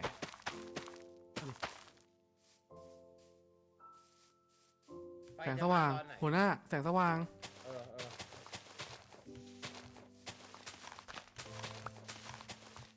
ไประแวงไปเฮียมีหัวหน้าอย่างงี้น่าจะตาย อุ๊ย ตาย ได้ยินไหมพี่หยอง เอาเรื่องครับ ระยะเผาขนเลยว่ะเผาขน เชฟหมี รู้สึกคันจมูกอ่ะ ทำข้าวทำขนมปัง เดี๋ยวแป๊บนึ ทำ ง ขนม นะ ปังให้เด็กๆกิน กูได้ยินนะโป้งอยู่บนหัวมึงอ่ะ ได้พูดถึงหัวหน้าคนเก่า อ๋อแล้วไป ผมหายายแมงมุมทำเบ็ดตกปลาให้พี่โป้งอ่ะ พี่มียาอยู่2 อันนะเร็ว เอาเหรอ ต้องมานั่ง พอป่ะ พอครับพอ มาเอาที่เชฟหมีมาเอาที่เชฟหมี เหนื่อยนะทุกคน โอเคเชฟบะ อา เชฟหมี พูด เช ตรงๆ ฟหมี นะบอกตรงเลยนะขึ้นไปก็ไม่เจอกับข้าวหรอกพี่แหบแม่งทำกับข้าวเป็นที่ไหนไอ้เหี้ย โอ้โหพี่แอบได้ยินเสียงอะไรไหมพี่ ทุกคนคิดนะหมีอ่ะหมีที่ไหนทำกับข้าวเป็น อืม วันๆแม่งแดกแต่น้ำผึ้งไอ้เหี้ย นั่นไง มึงนอนเกาไข่อ่ะ อืม ใครพูดกับกูเปล่าวะ คุยอะไรกันน่ะคุยอะไรกัน ถ้าบ่นมึงไม่ต้องแดก พี่แหบพี่มีข้าวให้กินไหมครับ พี่อะไอริวทำอาวุธนะพี่อยากทำอาหาร เออ ฮะ เดี๋ยวกูทำ พี่แหบผมมีกับ ว่า ข้าวมาให้พี่กินครับ อะไรอ่ะ นี่ครับพี่แหบเดินมานี่สิ คืออะไรวะ พี่หยองจะสร้างบ้านเหรอ ทำมา รออันนี้ไหม อะไรอ่ะ ผม มีใคร เป็น อยาก คน ตกปลา เดียว ไหม พี่ พี่โป้งไปไหนแล้ว พี่ไว้ใจผมไหมผมเป็นคนเดียว พี่โป้งเนี่ย พี่ เปิด เป็นห่ว ว่า งพี่ ว่าไง พี่หากับข้าวมาให้พี่ ถูกต้องนี่กูปลูกเนี่ยกูปลูกด้วย ตอนแรกกะจะทำกับข้าวอย่างเดียว กินก่นครับถ้าที่เหนื่อยพี่กินก่อน มันฝรั่งเน่าไอ้เหี้ย โอเคแล้วติดธุระกันอ่ะ มึงคิดว่ากูไม่รู้จักวัตถุดิบเหรอวะอืม พี่ดูถูก เมื่อ4 ปีที่แล้ว พี่อยู่ที่ประเทศญี่ปุ่น งั้น พี่รู้อยู่แล้ว เดินตามมาถ้าพี่ฉลาดมากพี่ดูคนนี้ วันนี้ หยองเพื่อนรักหัวหน้าหยองครับ ครับผม มีอาหารมาให้ครับ มา ไปหามาให้สดๆร้อนๆเลย สวยเลย อันนี้ครับ อร่อย เห็นไหม เทสดีนี่นะโอ้ อร่อยไหม พี่บ่าวมีอะไร ไหน กิน วะ เอ้ย มึงกินไป พี่ กี่เรื่อง เอาหิวอ่ะ มันฝรั่ง มีแตงโมอยู่อ่ะ กินได้ไหม เอาอีกมะ มันฝ กิน รั่ง ได้ปะ รสชาติ อันนี้กินได้ไหมนี่ กินได้เนี่ยหยองกินไปแล้วหยองกินไปแล้วกินไปเลย ผมมีให้อีกอันหนึ่ง อุ้ยเอาผมโดนพิษ ผมโดนพิษ มันเป็นพิษฮัลโหล ใช่นะใคร มันเป็นพิษนะฝรั่งเป็นพิษนะฝรั่งเป็นพิษฮัลโหล ไม่ใช่นะ โอ้ ไม่ มึง ใช่ ก็ดูดิไอ้โป้มันทำร้ายอ่ะไอ้โป้มันทำร้ายอ่ะ ไม่ใช่ มึงเข้าไปในของกฎเลยห้ามออกมา ไปเลย เข้าไป มึงเข้าไป ไม่ใช่ เข้าไป ม่ใช่มึงเข้าไปหรือให้พวกกูตี โอเคโอเค อะไร อุ้ยไอ้จะตาย เข้าไป ยิง อันนู้น จะตายแล้ว เข้าไปอันนู้นเลย เข้าไปไง อย่าเหยียบแปลงกู นี่ไงเอา เอา อุ๊ย โอ้ อุ้ยของเต็ม สู เลย ง ของ หย เต็ อก มเลย กันนะอุ้ยท้องเต็มเลยขอ ว้าวโอ้โหเอาหมดเลยเอาอีกแล้ว คุณพี่โป้โดนเนรเทศ เนี่ยเทพไปเขาวงกดไป เนรเทศไปเขากดอ่ะ กูให้มึงได้ อัน แค่ นี้ นี้ ไปโอ้โหดาบไอรอน เดี๋ยว พี่หยองพี่โป้มีดาบไอรอน โอ้ย นี่ สัตว์ ดูสิ มึงเข้าไปในเขาวงกดเลยนะ ไป เฮ้ยเก็บไปแล้ว มึงเข้าไป1 คืน เดี๋ยวอันนี้ไม่ใช่เกาะไอ้ควายนี่มันประตู ไม่ต้องพูด ฮัลโหล ไอ้เหี้ยประตู ดูผิดดูผิดอันนี้ ไป โอเคเฮ้ยเอาเกาะมาสิ เห็นก่อนเป็นประตูไว้เลย ต้องเข้าไป รั่ว โอเคโอเค ไม่ห่วง ไปอันนี้ไปบานนู้นไปทางนู้นทางนู้น โป้งพี่ขอร้องละโป้งพี่ขอร้องละอย่ายุ่งเยี่ยนอะไรกับเรือเลยโป้งขอร้องละ ขอเกาะไม่อยู่ประตูไอ้กูอยากตาย พี่โป้งผมเจอแล้ว นี่ทำอะไร พี่โป้ง นี่เบ็ดตกปลามาแล้วเนี่ยเอา ตกปลา เอาล่ะโชคดีนี่ฟังกูนะ เหยื่อล่ะ โอ้ยนี่มันประตู ไม่ต้องเรือก็ได้อยู่ริมเกาะสิ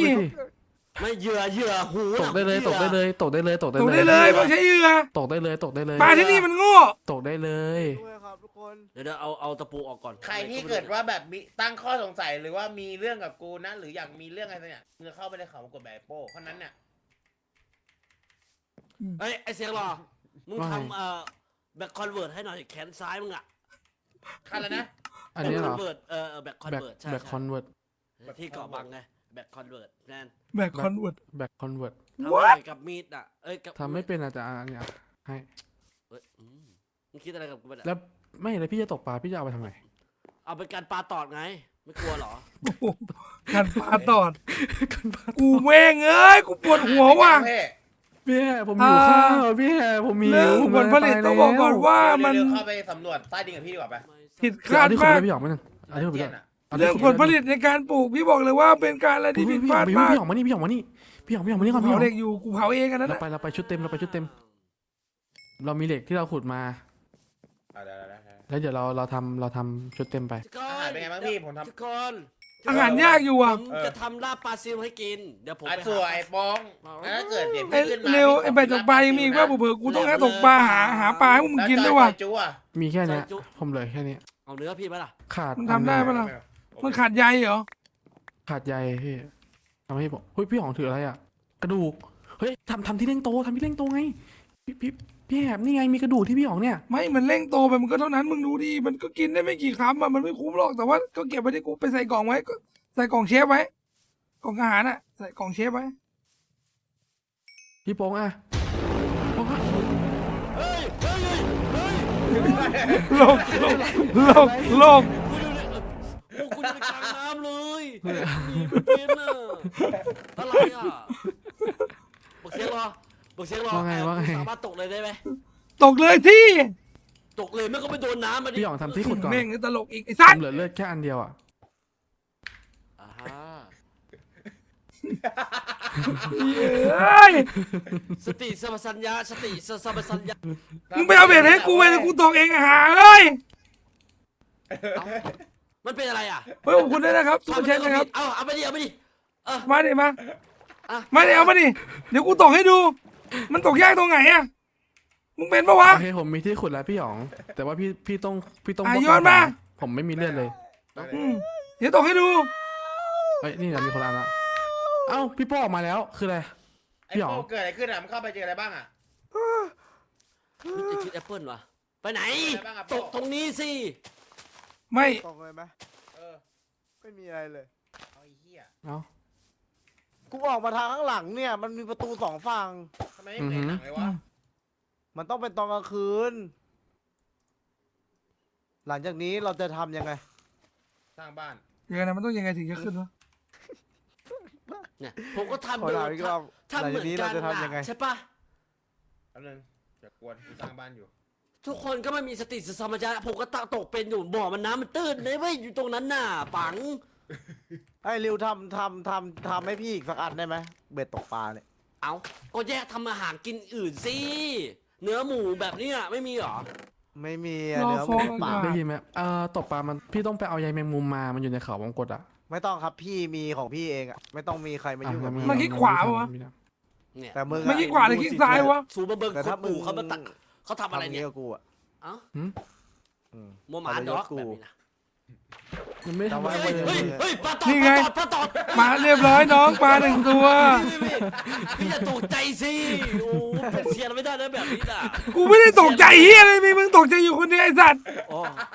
เมื่อกี้นี่ปลามันตอดนะเมื่อกี้นี่น่ะ เออกูเห็นแล้วกูคนตก ทำไม มัน ไม่ เค คิ ย ด เล่น ขึ้น เก มาม ซอมบี้กับผมอ่ะ มันบอกว่าคนอื่นเขาบอกซอมบี้กัดมันบอกซอมบี้ดูดอะไอ้เหี้ย แม่งโตเต็ม เฮ้ย เลย แฮมได้กี่ตัว อื ละ มเป็นไงเป็นไง เป็นไง ทำยัอะบอกหน่อย มึงโง่มึงไม่ได้หรอกมึงตกไม่เป็นหรอก แล้วทำไมต้องเอาเบ็ดคนอื่นไปทำอ่ะ เบ็ด ทองลูกในมิดเหรอมึงอ่ะพี่ พี่แหบ หืม แตงโมมันจะโตในบล็อกตัวเองใช่ไหมไม่ใช่ตัวบล็อกข้างๆใช่ไหม ตัวในบล็อกข้างๆต้องเว้นหนึ่ง เอ้า บล็อก แล้วอันนี้มันก็ทับข้าวอ่ะสิ เอาออกมาดิ งอนละ อะไรพ้อง แล้วที่ปลูกตั้งนานทำไงอ่ะ ไม่มึงก็ แทที่ อันนี้คือพี่ เป็นการกระ พี่ให้แชทตรวจสอบแล้วว่ามันได้ ใช่ปะเดี๋ยวพี่แล้วเอามาเอาให้ผม ปลาแม่งเยอะมากมั้งไอ้เหี้ยบ่อเนี่ย ไม่ดูแลข้าวบางทีมันหนอนมันกินล่ะ มัน ใช่ มี ไหมล่ะ สิทธิ์ที่จะได้ของอย่างอื่น อ้าวแล้ว มา ใครไม่เอาบล็อกนี่ออกไปวะ คำาพอเพียงเลย ต้องเอาปลามาย่างกินก่อนนะพี่ ไม่คือตอนนี้ มันมีสิทธิ์ที่จะได้หนังสือคราฟอะไรพวกนี้ไหมแบบอาวุธเท่ๆ ผมก็ไม่มีอะไรทำไง อืม ผมก็นอนเวนสิใช่ปะ ไม่เป็นไร ฮ้ยนานอ่ะ ให้คนมา ไม่เป็นไรพี่โป้งอ่ะ เฮ้ยบ้องบ้องบ้อง ลงเหมืองกับผม ได้เบ็ดมาแล้วได้เบ็ดมาแล้วบ้องมาได้เบ็ดแล้วมา เหี้ยใช่ไหม ครับ ครับพี่ มา ว่าไง พี่เอาเบ็ด พี่โป้งเอา ไป ที่ ทำ ขุ ไม ดให้พี่หยองนังกันอะถ้าพี่ มัน โป้ ต ง กปลาไม่เป็นมึงจะแดกข้าวไว้เลยสัตว์ พี่ฟังนะ put the right job in the right man พี่ต้องให้ นี่ คน ไง นี้มาทำงาน นี่ไง ต จ๊อบ สาย จ๊อบแมน เว้ย แมน เป็นซะเอาให้เป็นนะไป เหมือน จัดการโป้ง อืม เอาที่ขุดให้พี่หยองเอาที่ขุดมาที่ขุดอะไรเงี้ยเดี๋ยวเราไปขุดแรกพี่หยอง มีแอปเปิลไหมพี่ขอหน่อย ไม่ หนึงดิ ไม่มีเลยว่ะพี่ไม่มีอะไรเลยตอน หน่ นี้ อยหนึ่งหน่อยหนึ่งหน่อยหนึ่ง นอน แต หนึ่ งโม ก็ไม่ ต้องโตบนหญ้าโอ้ยมันยากจังวะ ไม่มีอะไรตรงนี้พี่มันไม่มีนี่เดี๋ยวผม หันมาพอดีเด้อหันมาพอดีเด้อ เรียบร้อย บักหน้ารอ เรียบร้อยแล้วครับพี่ไม่มีอะไรครับพี่ไม่ต้องใส่หัวยังไงอ่ะ ถ้างั้นต้องรีว่ะเดี๋ยวรีตรงนี้ออก ก็คือเราเอางี้ออกเลยเดี๋ยวเอาข้าวไปรวมตรงนู้น เอ้ยไอเสียงหล่อ ตอนเนี้ย ทวัดมันอยู่ตรงไหนวะ แตงโมที่เว้นอย่างเงี้ย มันจะโตขึ้นได้ไหม ทวัดที่มันปีนได้อ่ะ ได้ไหม วันนี้เฮี เนี่ย ย อย่างเงี้ย ถวันอ๋อ อย่างเงี้ยได้ไหม เนี่ยถาวันเนี่ย ไม่ นี่ แล้วยังไงต่อแล้วต้องทำยังไงให้มันได้อะ อันเขียวๆ ไม่โต อ๋ออ๋ออ๋อโอเคโอเคโอเค ทวัดทวัด เออ ระวังเหยียบแปลงผักนะพี่แหบดู กู เลย เห็นอยู่กูจะเหยียบให้หมดเลยสิ นี่เปลี่ยนนี่ เฮ้ยถ้าเกิดว่าปลาตอดเนี่ยทำไงวะ มึงพูดอะไรมึงพูดอะไรไอ้โป๊งมึงพูดอะไร อุ้ยขอบ ต่อ ไอ้โป๊งพูดอะไร แหลม ไอ้โป้งมึงพูดอะไร หนังนี่ดีไหม เมื่ เนี่ อย กี้มึงพูดอะไร ตกกฎหมายไหมเนี่ย ไอ้โป๊งเมื่อกี้มึงพูดอะไรหึ ไม่ได้ มึงพู พู ด ด อะไร อะไรครับพี่ไม่ได้พูดอะไรครับ จะเหยียบให้ตายให้หมดเลยคืออะไร กูก็ได้ตัวหนึ่งเลยสิอุ้ยอันนี้เขาเรียกว่าปลาดุก เนี่ยได้ยังขอดูหน่อยขอดูหน่อย นี่ไง มึงเหยียบต้นหญ้ากูมึงเตรียมตัวตายได้เลยนะกูบอกไว้ก่อนนะ เอาไปทาเกลืออบเกลือ เทียนโอเค ไป ไปย่างเราไม่ได้มีปลาเผากินกันทุกคน โอ้โห ปลาเผา อย่ากวนพี่นะเดี๋ยวพี่ไปหาปลาเผานะ อันนั้นน่าจะเป็นปลาบึกปลาบึกประมาณไซส์ ไม่ฮิปโปไกลมากอ่ะ อย่าทำเด้อ ไปไม่ค่าแดง อืมอะไรแดงๆวะอ๋อนี่ไง อุ้ยขอบคุณครับ เนี่ยฟัก 5,000 ทองโตแล้วนี่ ขอบคุณมากครับ 5,000 ขอบคุณครับ4,000ครับขอบคุณมากครับอีก 20,000ขอบคุณมากครับโดนเนี่ยมา20,000ขอบคุณมากครับ 70-80โอเคครับ พี่แหบอย่าเสียงดัง ฮัลโหลพี่หยองทำอะไรข้าง เลยเหรอ กูกำลังหาดูอยู่ว่าชีวิตนี้กูจะเอาไงกับเกมนี้ดิ อ้าว โหเยอะเกิน ไม่อันนี้ไม่ใช่ที่เราปลูกเหรอ เหล็กตรงนั้นเดี๋ยวจะทำอาวุธเหล็กให้ ไม่แล้วงี้จะทำให้มันโตออกมาอ้าวไม่โตเหรอ พี่ลืมอันนี้หรือเปล่าอันนี้พี่ลืมอันนี้พี่หยองบอกให้ แตงโมมันต้องวางใกล้หญ้า พี่ลืมอันนี้อ่ะของมีค่าขุดมาด้วย ก็คือแตงโมเนี่ย พี่แหบอันนี้คืออะไรวะพี่นี่ ไหนหมึกน้ำหมึก ชะกล้วยเหรอ น้ำหมึก น้ำหมึกมันมาจากไหนอะทะเลเหรอ น้อย น้ำหมึกก็มาจากปลาหมึกไง นั่นเด็ อ๋อโอเคโอเค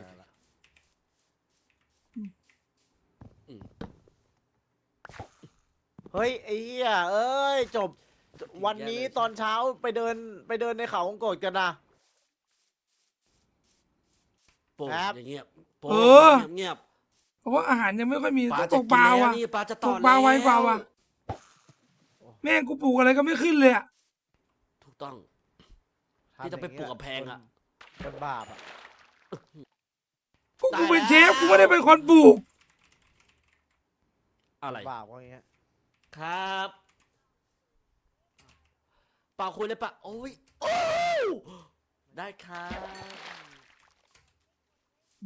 ว้าว เหรียญโอ้โห เฮ้ยงั้นเราเอาไปหมดเลยเอาหมดเลยไหม โป้ผมมี เฮ้ย คาถาว่ะ เปิดเฮ้ย โป้ เป็นไง พี่ เอาไปให้หมดเลยไหมพี่หยอง ขึ้นมาสวรรค์ เออ เอาหมดเลยไหม คอยดูว่า อันเดียวกันเหรอ สมาลาเกสมาลาเกสมาลากุย ไม่ใช่ อ๋อไม่ใช่ นนั้นมันป้องกันผี นี่คืออะไร อ๋อ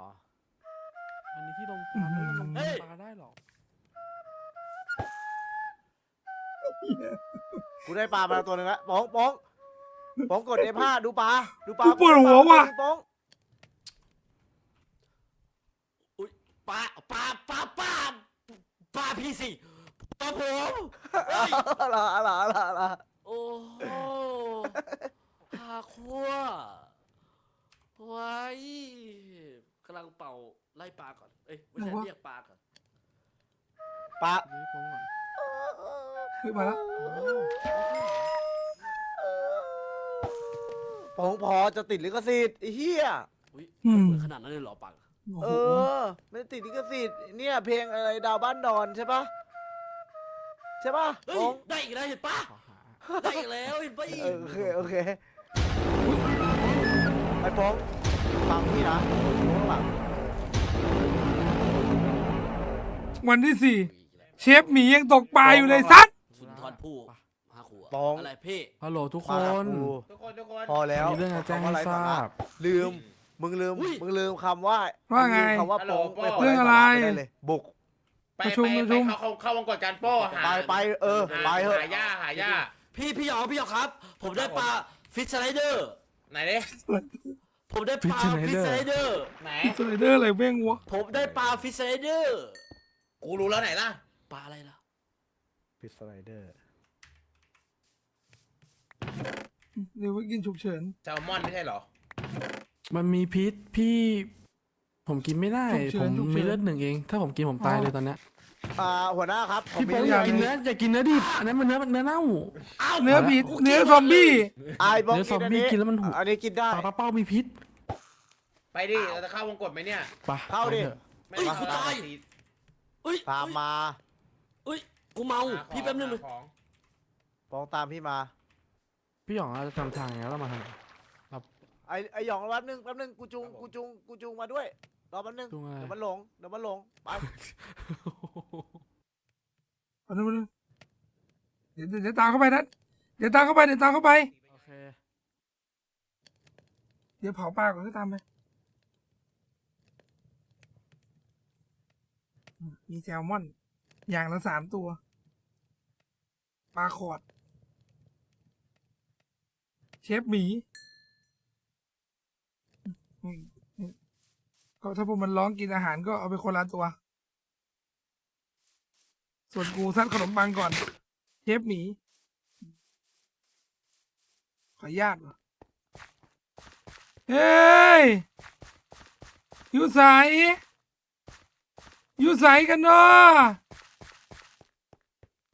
ตายหากันหรือยังเฮ้ย อยู่ใสเสียงอยู่ใสอุ๊ยมีซอมบี้ทุกคนแค่อย่าคิดว่าแค่นี้จะทำฉันได้ เชฟหมี ใช้ชีวิตมามากกว่า40 ปีเฮ้ยมีกล่องเฮ้ยมีข้าวด้วยโอเคเอากล่องกลับมาด้วย ผมเป็นอะไรก็ไม่รู้ เฮ้ยเกิดอะไรขึ้นน่ะ แมปอ่ะ พวกมึงเจออะไรปะเนี่ย มันจะมีแมคานิกอะไรที่ทำให้แมปเปลี่ยนหรือเปล่า นี่ เหม็นน่ะโป้ ตามเสียงกูมา ว่าไง ไปแอบ ตามเสียง เกิ กู ดอะไร มา ขึ้นเนี่ย พี่ครับพี่ ตามเสียงกูมา โอ้ยติดหนืด มันอยู่ข้างหลังหรือเปล่าพี่ ตามเสียงกูมา รักครับ สวย ลึกมาก ที่พี่เดินมาลึกมาก โส โอ้ลำโปลำปังลิงกง เพลงเหี้ยนะ ตกน้ ลึกมาก ขนมปังตึงของเรา ำโอ้ ทางนี้ทางตันอย่ามา อ่ะ อันนี้ทางตันอย่ามา ติงต่อง แล้ว จะ คือ ไม่พูดพรุ่งนี้แล้วล่ะแฮป ตันใช่ไหม ก็กูเพิ่งเจอตัน แบบ กลับมาแล้วเนี่ย อีกทางนึงอ่ะ ตัวจริงใส่หมวกไหม อืม ไม่ใช่ตันร้านเพื่อน อ่ะกูเอาไป เฮ้ยตันอีกแล้ว ไม่ตั ทาน งนี้ตันใช่ไหม ตัน ไม่ตันพี่แอบเดินตามมา ไม่กูเดินไปอีกที่นึง ชอบแยกดัง เดี๋ยวรอกูดังก่อน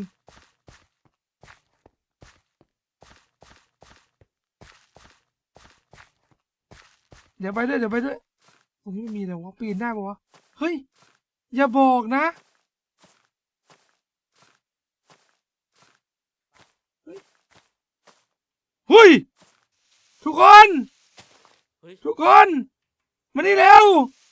ของจริงของจริงอันนี้ของจริง ทุกคน พี่รอหน่อยพี่ผมลง ทุกคน พี่ ทุกคน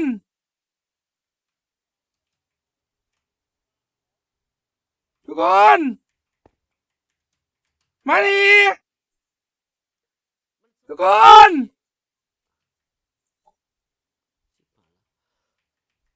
มันหายกันเรื่อยๆเรื่อยๆวะ เออพี่ผมมีเก็ตที่ดีๆแต่ที่แบบเราจะขึ้นด่านสูงอ่ะ กูไปไงเลยวะเห็นไหมเชี่ย ได้ป้องมันมี ชิบหาย บนมันปิด ขึ้นได้ไม่ใช่ถาวันมันเป็นสี่เหลี่ยมเลยนะ อะไร เหมือนมันได้เลย ไหนขึ้นให้ดูหน่ มั อน ย ดี ไม่อย่างนั้นมันไม่มีหายเล แล้ ยว วะ ก็โดดตายไม่ได้ผมมีหมาฝรั่ง ไอ้เรียวขุด มันเป็น พื้นดิ มันเป็นฝรั่งพิษอ่ะพี่กินได้ไหม นี่ถึงแล้วเนี่ย อ่ะ นี่เนี่ย ไหนอะ ขึ้นอันนี้อ่ะเนี่ย เดี๋ยวก่อนมันไม่มีหายเลย มันปิด อ๋อนี่ไงขึ้นนี่ข้างหลังเนี่ยแบบนี้ สัตว์ เนี่ย หิวก็หิว รีบเร็ว เฮ้ยลองขึ้นไปดิป้องพี่ว่าใช่ละ บอกเสียเวลา มีโอกาสนะเอ้า มีโอกาสแล้วแปลกๆมีโอกาสที่ พวกมึงขึ้นมาแล้วจะเจอกูมั้ง พี่ ฮะพี่อยากไปไหนอะ เนี่ยอ๋อยังไม่ใช่ว่ะคนละทางว่ะ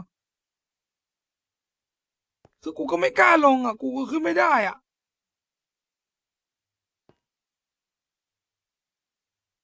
ทุกคนว่าเราลงไปแล้วจะขึ้นมาได้ไหม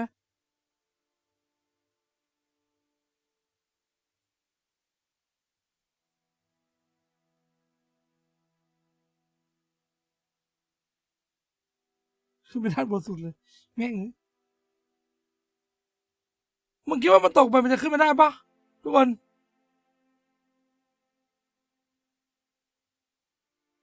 คือพี่รู้สึกว่าเหมือนมันแกงที่มันทำมามันเหมือนมันขึ้นไม่ได้วะนี่กรรมถ้าตกไปเราซวยเลยนะไม่ซวยเลย ของมันจะกลับมาเอาไม่ได้เลยเว้ยที่เนี้ยไม่เป็นไรกลับไปก่อนแล้วกัน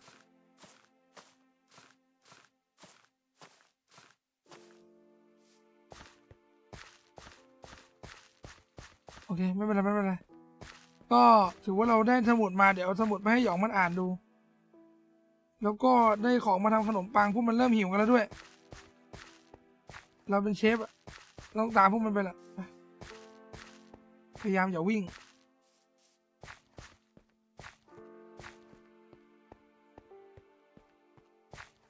บ่าวคอมมีปัญหาครับโอเคใยแมงมุมจริงๆก็อาจจะต้องแวะตีไว้หน่อยนะอุ้ยเฮียตกใจหมด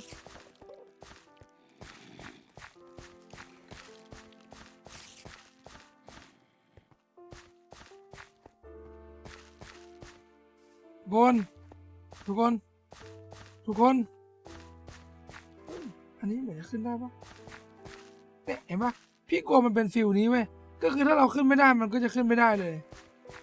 แต่ว่าอันนี้ขึ้นไปก็ไม่มีอะไรนะทุกคนที่เขาวงกลมมันพาพวกเราออกมาหาได้ขนาดนี้เลยวะเนี่ยชิบหายแล้วจะมืดหรือยังวะ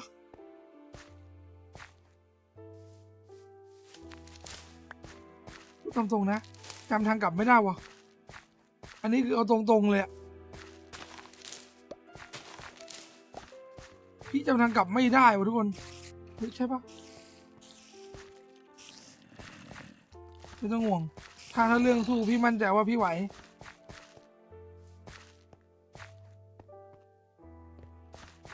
อันนี้เหมือนเป็นเถาวัลย์ขึ้นสูงเลยนะไม่น่าจะมีอะไรแล้ววะวะโอ้ยขยันขายของกูเนาะขึ้นมาจังเลยใครไม่ต้องห่วงมันพอมีเขาโครงเดิมอยู่ประสบการณ์40 ปีอย่างนี้ก็พาเราออกไปได้เห็นไหมพี่บอกแล้ว40 ปีเนาะ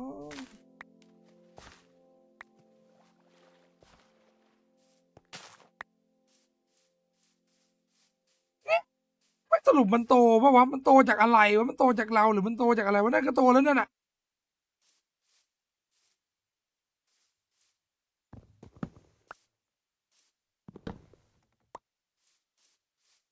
ริววางแล้วเหรอ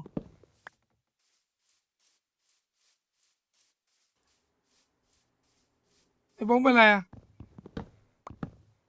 หิวตายพี่ อืม หลงทางเสียเวลา อืม หลงคันนาเสียคันเบ็ด ดี พี่ทำบังเกอร์ให้หน่อยครับ อะไรบังเกอร์คืออะไร บังเกอร์อยู่แขนซ้ายพี่อ่ะ ไม่มึงก็ไปเอาของคืนก่อนสิมึงอย่าเพิ่งมึงอย่าขยันใช้ทรัพยากรดิน้อง หาก่อน เอามาไม่ได้แล้ว ทำไมเพราะอะไรบอกมา มันไกลมาก คนอื่นจะเก็บมาให้ไง ก็ตอนนี้อยู่คนอื่นใช่ไหมล่ะ ถูกไหม ไม่คนอื่นเขาไปก่อนผมแล้ว ผมขึ้นตามหลัง มันไต่ขึ้นเรื่อยๆอ่ะ เพื่อนอาจจะกลับมาเจอก็ได้เดี๋ยวเราถามเพื่อนก่อนแล้วเดี๋ยวพี่ทำให้โอเคไหมมันทำได้อยู่แล้ว โอเค แต่เราต้องใช้ทรัพยากรอย่างประหยัด โอเคครับ มึงเอาโล่ไปแต่ตกจากที่สูงตายอยู่ดีไอเวนตอนเนี้ยไอ้เหี้ยแย่แล้วคือบ้องมึงฟังกู ครับ ไอ้ พี่ บ้อง ครับ มึงต้องอยู่แค่แถวๆปากทางแล้วตะโกนหามันชิบหายแล้วประตูปิด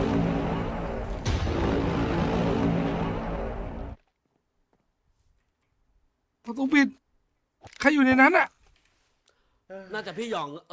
พี่หยองอยู่นี่ ไอ้ริวก็มาละ เราจะหาทางทำไมเมื่อเราทำอย่างนี้ได้ อัน พี่หร นี้ อ กูสงสัยนะเด็ก7 ขวบ2 ขวบหรือ4-5 ขวบเขาเล่นไมค์ครับกันได้ไงวะ ทำไมวะเกิดอะไรขึ้นอ่ะ ที่8แล้วเพื่อนตายเลยเนี่ย ผมหลงทางผมหลงทาง เด็กแม่งเก่งว่ะ ไหนได้ปลาไหมพี่ขอเอาปลาไปทองทำลมควันหน่อยสิเฮ้ย ฮะ ทำอะไรนะ นี่ไงมันมีที่ลมควันตรงนี้เนี่ย ลงควันคืออะไรวะ ลมควันไง เอาปลามาลมควันอ่ะ ก็เอามาเผาอะนะ ได้ ก็เผาอยู่พี่ก็มีอยู่เนี่ยมีอยู่อย่างละ3 ตัว เอา กำลังเร่งทำให้อยู่ อ๋อมันทำเสร็จแล้ว มีใครเล่นเกมเป็นไหมแถวนี้แค่บ้าวะ พี่บ่าว เราจะกลายเป็นคนตัวหลกอยู่ในนี้ เราไม่ใช่ตัวตลก เราไม่ใช่ตัวตลก พี่ก็ไม่ไปไห ส น ติ เนาะ แต่ยังไง ใช่สิพี่อยู่นี่ไง พี่ก็ไม่ได้เป็นจะเจอประสบภัยที่ผมเคยผ่านมาใช่ไหมพี่หยอง ไม่กูไปเหมือนที่มึงไปเป๊ะเลยเมื่อกี้ไอ้เหี้ยทางเดียวกันเลยกูกลับมาก่อนเฉย แล้วพี่หาทางกลับได้ไงอ่ะผมอยา ก็ รู้ เดินกลับมา อื ก็เดินกลับมาปกติ แล้วผมปีกำแพงทำไมอ่ะ คือกูพอจะจำโค้งนะว่ากูเดินมาทางไหนแล้วก็กลับทางไหนแค่นั้นเองอะ พี่เจอสีกันปะ ฮะ อืมเจอสีบ้างไหม สีไม่หมายถึงไอ้บล็อกสีนะ ใช่ ไม่เจอ คือเมื่อกี้พี่ไปเจอที่หนึ่งใช่ไหม มันปีนเถาวัลย์แล้วมันมุดไปเจอกรงเหล็กที่เป็นเหมือนแบบทางเดินขึ้นได้อ่ะ แต่พี่อ่ะไม่ชัวร์ว่าถ้าโดดลงไปแล้ว มันจะขึ้นมาได้ไหมพี่ก็เลยกลับมาก่อนกะว่าเดี๋ยวพวกมึงไม่มีข้าวกินด้วย เพราะว่าข้าวอยู่ที่กูไง พวกผมอะกระโดดลงมา เพราะไม่มีข้าวกินกัน ดี ทำไมพี่ไม่แบ่งข้าวให้ผมกิน นั้น มั้ง รอบนี้เราเอาค่าไปให้เต็มเลยไหม เอ้า เพราะฉะนั้น กูฟังกูนะ กูพิสูจน์ให้แล้ว ข้างบนมีกระจก ได้เหรอ ก็พี่ออกขึ้นไปเมื่อกี้มีกระจกไหมล่ะอันนี้เดี๋ยวผมลงไปขุดเหล็กเพิ่มก่อนโอเคไหม เออ เอาพี่ไปด้วยเอา ไปชุดเต็มเดี๋ยวทำให้เอางี้ ว่าชุด ไอ้โป้ ชุดเต็ม โป้ มึงไม่ควรเอาทรัพยากรไป เดี๋ยวกู ทรัพยากรไปเกินตัวมึง เดี๋ยวกูจะไปขุดเหล็กไก่ริวนะ แล้วก็เดี๋ยว โอ มึ เค งทำนี่ให้ส่วนพี่แหกกับโป้งมาทำอาหารเลย ไอ้โป้งตกปลาเลยโป้งมาช่วยตกปลามา โป้ง เทปหมีตกปลา ผมทำซุปเห็ดได้ปะ ไอ้โป้ง ตกปลาทำปลาเผา อของไว้นะเราพวกกูนะกูไปขุดให้ คือมีแค่นี้มีแค่ที่ขุดนะเราไม่มีอะไร ตกปลาไง เราขุดเหล็กอย่างเดียว เบ็ดเร็วทำเบ็ดให้พี่หน่อย ไม่มีอะไรมุม มาเดี๋ยวพี่ทำให้ เอามา ไปพี่ทำให้ เราไป มึงว่า เอ้า คนอย่าง มึงตกปลาเสร็จแล้วเอาปลาใส่ในกล่องนี้ ที่ให้ แล้วเดี๋ยวกูเผาเองโอเคไหม คอนโดไม่ได้ โป้ง ไม่เป็นไร รับทราบปะเนี่ย โอเคโอเคฟังอยู่ ข่าววงกดก็ตายกันหมดนี่แหละผ่านเอาไหมโอ๊ย ไม่ต้องกลัว เสียงอะไรอ่ะ เฮ้ยอีกาเหี้ย เฮ้ย ได้ยินได้ไงอ่ะ แล้ว เฮ้ยเข้าบ้านพี่แอบเข้าบ้าน เราไม่ได้นอนหลายวัน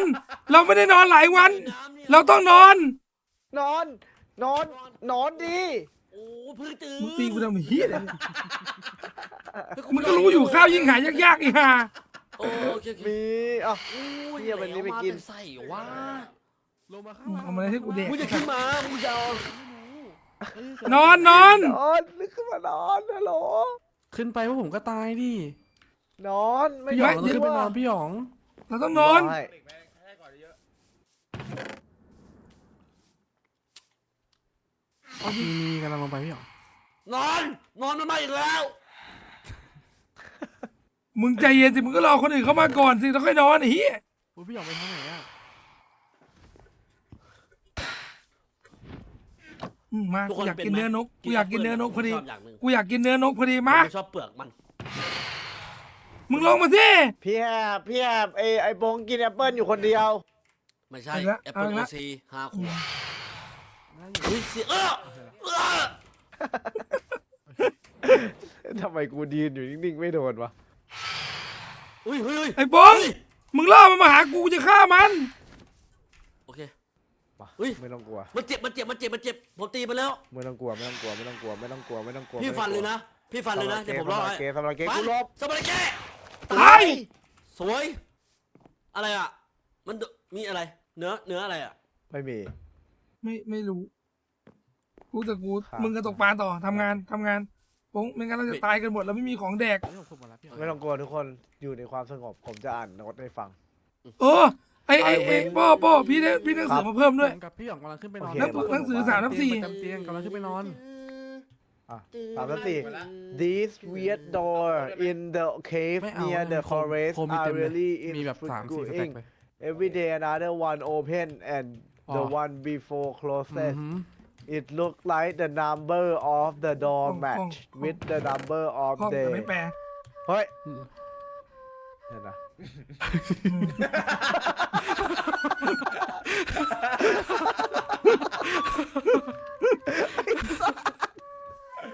ไอ้เอ้ยแจ็คกันรถมาไงวะ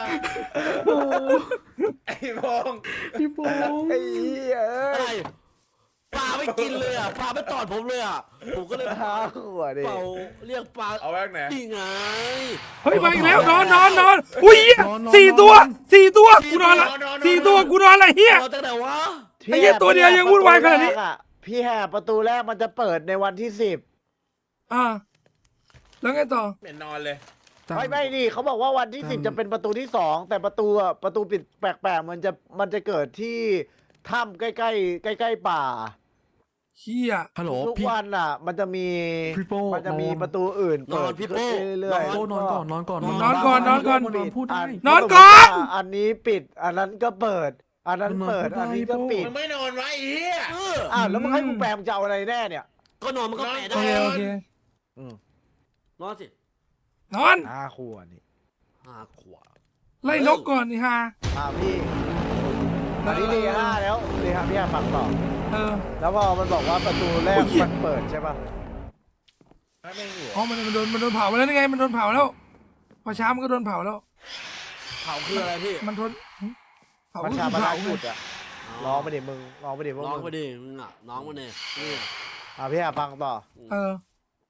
พอประตูแรกอะประตูที่เราเจออันแรกใช่ป่ะพอมันเปลี่ยนวันอะอีกวันหนึ่งมันประตูนั้นก็จะปิด อ่า แล้วก็มันดูเหมือนว่าเลขของประตูอะมันจะแมทกับเลขของวันใช่ไหม เฮีย มันจะตรงกับเลขของวัน อ่า ผมเคยมาที่นี่มาก่อน อืม พี่นาคา เฮ้ยไม่ใช่สัตว์ เฮ้ย แม่งเนี่ย พี่นา แล้ว แล้วคือ ถ้า ยังไม่เจอประตูเลยนะ ทั้ง พี่ 8อะมันผ่านแล้วอะ ฟังอยู่ ผ่านหมดทั้ง8ไซเคิลมันจะรีพีทมันจะเริ่มต้นใหม่ แล้ววันที่10 อ่า วันที่10ประตูที่2ก็จะเปิด อืม กูปูแปลถู เริ่ ก มใหม่เหรอ ไม่รู้มันครบ10 วันมันก็จะเริ่มอีกอันหนึ่งอะประตูอีกอันหนึ่งอะ อย่าใส่ของมั่วนะ ตรงนี้จะเกี่ยวกับอาหารล้วนๆเลยนะ deeper I went deeper in the cave and activated a huge mechanism I heard a loud noise coming from the abandoned place มันลงไปในถ้ำลึกๆ ใช่ แล้วมันก็ไปเปิ เรา ด ไปหาข มัน อง ไป มา แอ ให้ คทีเวตอะไรสักอย่างแมคานิกอะไรสักอย่างใหญ่ๆ แล้วมันได้ ร ยิ ถ น ไฟไง เออ ไปดูไหม แล้วมันเป็นสถานที่ที่ถูกทิ้งล้างไว้ ได้นะพี่อ๋องลงไปหาดูข้างล่างปะล่ะ พี่กลัวรถไฟนะไอ้แมคคานิกใหญ่อะเพราะมันมีให้กดให้ ไปลองกดรถไฟ เอ ไห อ มลอง ใช่ กดรถไฟ ใช่ ไหม รถไฟ ไปดิ รถไฟมันจะต้องสตาร์ทติดง่ายอ่ะถ้ามันใช้ในเกียร์อ่ะ ฮะ มากไอ้สัตว์เกือบมีสาระนะไอ้เหี้ย รถไฟอะ ท่าปะปาพี่นะ ท่าปะปาท่าปะปาอะไรของมึงไวะไอ้โป้งไอ้เวน ใครทิ้งอะไรอยู่ลงแม่น้ำอ่ะ เนี่ยมาดูแมคคานิกมันอะ น่ะเห็นไหมรอยตุ๊บป่องตุ๊บป่อง เออปล่อยไปเถอะ โอ้โหปลา ปล่อยไปปล่อยไป เดี๋ยวโตเล็กจัง เทปจะตกปลานั่นมันโตเองนะแชทนั่นน่ะมึงเห็นใบฟักทองน่ะคือมันโตแล้ว ฟักทองมาทำเป็นอาหารยังไงวะทวนฟักทองที่เป็นก้อนๆอย่างนั้นมันทำเป็นอาหารยังไงอ่ะ แกงใส่หน่อไม้กับเห็ดขาวอร่อย สัตว์ไม่น่าถามแม่งเลยไม่ได้สาระเลยนั่นน่ะไม่มีอ้าว พี่แฮบลดน้ำมันไหมหรือว่าไม่ได้ลด ไม่มันไม่ต้องลดมันไม่ต้องลดน้องเพราะว่ามันอยู่ริมน้ำมันดินมันชื้น เหรอ ตรงเนี้ย ทำไม ดินมันชื้น ทำไมเด็กน้อยเขาบอกว่าต้องลดน้ำด้วย ก็ไม่ต้องไงก็มันอยู่ริมน้ำมันดินชื้นไง เหรอ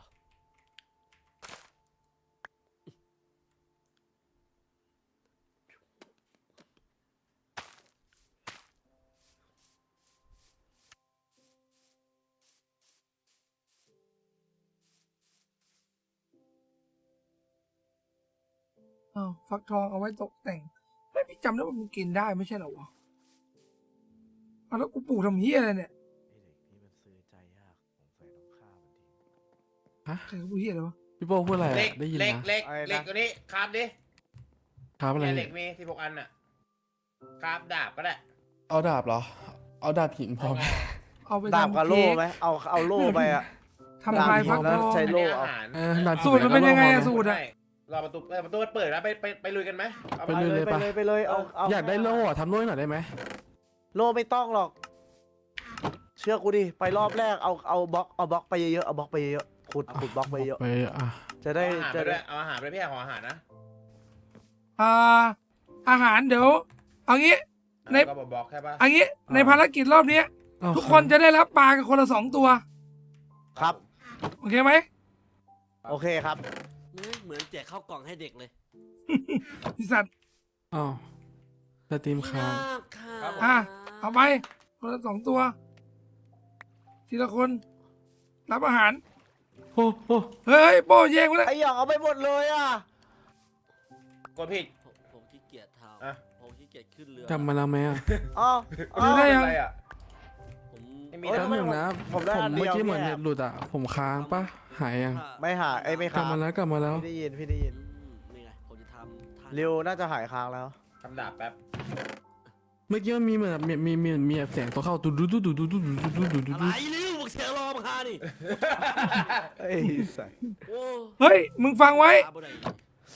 ฟากฟ้าส่งพรสวรรค์มาให้พวกเราก็คือ เราต้องพยายามพกเข็มทิศไว้ตอนที่เราติดอยู่ในเขาวงกฏเข็มทิศจะช่วยได้ พี่แหบช่วยนำได้ปะ แต่เข็มทิศอยู่ไหนไม่รู้ อ้าวแล้วมึงไปไว้ไหนกันล่ะ ผมตายข้างใน อ้าว ผม อีกแล้ว ขอโทษ กูพกเข็มทิศไป8 อัน กูยอมรับแล้ว พี่นำได้ไหม โอ้พี่เอาไปชั่งกิโลขายหรือไงเนี่ยเอาไปเยอะจัง5 ขว ป้อง ด ไปเข้าห้องเขามากดกันไหม บอไปผมญาติบอไปเลยพี่ไปเลย เป็นไรงอนไร ผมว่า บ่ ผมว่าสตรีมผมบินแน่เลยอะ ปอง บ่ได้งอนพี่ตกปลา ถ้าเพื่อน ใช่ใช่ ๆไป ใช่ แล้ว บอก ป ไม่ อง ได้ จะ มา อยู่ที่นี่ปองว่ายังไงดี ผมดูแลตัวเองได้ไป มึง เถ ฟัน อะ ขามึงขาดนะมึงจะไปปะ ขอให้ เอ้ยอย่าไปตีน้องมัน จะตีทำไมอ่ะ ไป ที่ ไป มันตัวเอง ไป มีคนเดียวเหรอ อ่ะไปพี่อะไปพี่อะนำพวก ไปเดี๋ยวไปด้วยเดี๋ยวไปด้วย ไปเดี๋ยวไปพูดแต่ไม่มีดาบว่ะ ไปเลย ไม่มีเลยเหรอเอาดาบกูไปก็ได้มั้ง ทิ้งว่ะ อะไร มีดาบไม่ใช่ไหม นี่เรือมึงเหรอ มีดาบหินอยู่อ่ะ เออ โอเคไหนโอเคแล้วไปเราไปทุกคน ที่ขุดหินด้วยมาถึงวันนี้ ที่คุณหิน ไปพี่ไปผมมีขุดหินผมมีแล้ว กูมีแค่เนี้ยอะ ไปพี่แหบพี่จำได้ไหม เดี๋ยวก่อนนะ เขาวงกต พี่ขอดูก่อนว่า ถ้าตรงเนี้ยเข็มทิศมัน ข้างใน ชี้ไป เลย อย่างนี้แล้วขากลับมันต้องยังไงวะ ขอให้ทุกคนเดินทางปลอดจากหวัดสิภาพปกโป๊จะรอที่นี่ ฮะ ถ้ามันมีเสียงเราสายเข้ามาด้วยโอเค นั่นนะโอเคมา ไปทุกคน สมบัติเกสมบัติเกลูกหลาน เข็มทิศเข็มทิศ ค้างไหม เฮ้ย อะ แต่ถ้าที่พี่จำได้มันเข้าฝั่งนี้นะ ที่มารอบที่แล้ว พี่แหบช่วยนำหน่อยครั้งที่แล้วไปได้ไกลมาก ถูกต้อง ซ้ายอีกทีหนึ่งวนซ้า ประ ย ตูจะเปลี่ยนเอ้ยเดี๋ยวอย่าพี่แหบไอ้หยองยังไม่เดิน เอ้า เร็ว มาเร็ว เร็ว เร็วมันแหล มี ก ปัญหานะรอดู เดินทางสวัสดิภาพทุกคนสมบัติเกดิสเปย์คุ้มครอง มา เดี๋ยวผม มา เดินตามไปมันค้างอ่ะแป๊บนึง ไม่ นะ เป็นไรไม่ พี่ เป็นไรรอได้ค่อยๆไป โอเคน่าจะหายแล้วไหม มาก ลับ มา มาแล้วเนอะ ไป โอเคกลับมาแล้วขอบคุณโดเนทนะครับ เฮ้ยอะไรเมื่อกี้ขอบคุณเลยนะ มี มีคนโดเนทให้ เท่าไหร่หรอ เมื่อกี้เหรอ20 บาท10 บาท ไม่มีอะไรไม่มีอะไรอย่าตกใจอย่าตกใจ ได้ ถ้าได้ยินเสียงซอมบี้นี่คือมาถูกทาง ไม่ นี่ เห็นไง กระโดดข้ามเร็ว อันนี้คือเรามีโอกาสจะเจอศพที่เรากระโดดลงมาตายกันไหม ไม่ชัวร์เพราะกูไปคนละทางกับมึง แต่ขอน่าจะหายไปแล้วนะพี่ว่า ไม่ มัน ข หา อย ง หรือ อ่ะ เปล่า ของอ่ะ ถ้ามึงไม่ได้อยู่ใกล้อ่ะ มันก็ไม่นับเวลาดีเทค แบบว่ามันจะหายไปอ่ะ โอ้แม่งเอ้ย กูฉลาดไงไอสัตว์ เป็นไรอ่ะพี่แหบ กระตุกไม่นะ กูได้ยินนะมึงด่ากูโง่อะ ไม่นะกระตุก กูทุกเรื่องอะ พี่แหบทำไมมองผมแย่ขนาดนั้นนะ อืมต้องห่ว ผ ง มดูหน้าเป็นคนไม่ดีเหรอฮะผมดูแย่ในสายตาพี่ขนาดนั้นเหรอ ไม่ดี ไม่เดี๋ยวไม่ครบไม่ครบ เฮ้ยกลับมารับเร็วก่อนไม่ครบ พี่แอบ เฮ้ย ตรงนี้ น้องนี้มาแล้ว ฮะไม่ใช่เดี๋ยวจะพาไปต่อไง ต่อจากเมื่อกี้ไงเร็วหลุดดิ เน็ตผม เรียกว่า เป็นอะไรไม่รู้ เรียกว่าเธอครับ หลุด ไม่เป็นไรไม่เป็นไร มา ค่อยๆ แล้ มา วก็หลุดตลอดเลยกำลัง ไม่ดีอะไร กำลังดูให้อยู่ ไม่ดีอะไร เออ โอ้ยขอโทษ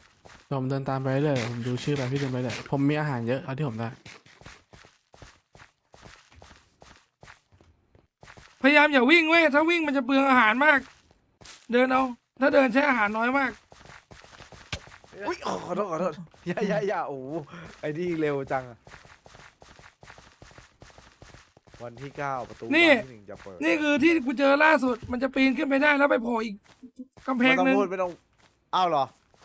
อ๋อ ก็ที่เราไปโผล่ไง เอาจริงๆป่ะ พี่แหบ แต่กูไม่กล้าลงอ่ะ ผมลงไปแล้วพี่ เนี่ยมึงลงไปแล้วเหรอเนี่ยเดี๋ยวเพิ่ง เอ รู้ อ ดิ ดิ ระวังดูดีๆ ก็ผมปีนขึ้นมาทางเนี้ย เป็นไรอ่ะ ผมไม่รู้ว่ามันขึ้นได้หรือเปล่าไง ที่เดียวกัน ที่เดียวกัน มันจะเป็นโผล่อีกอันหนึ่งพี่ เนี่ย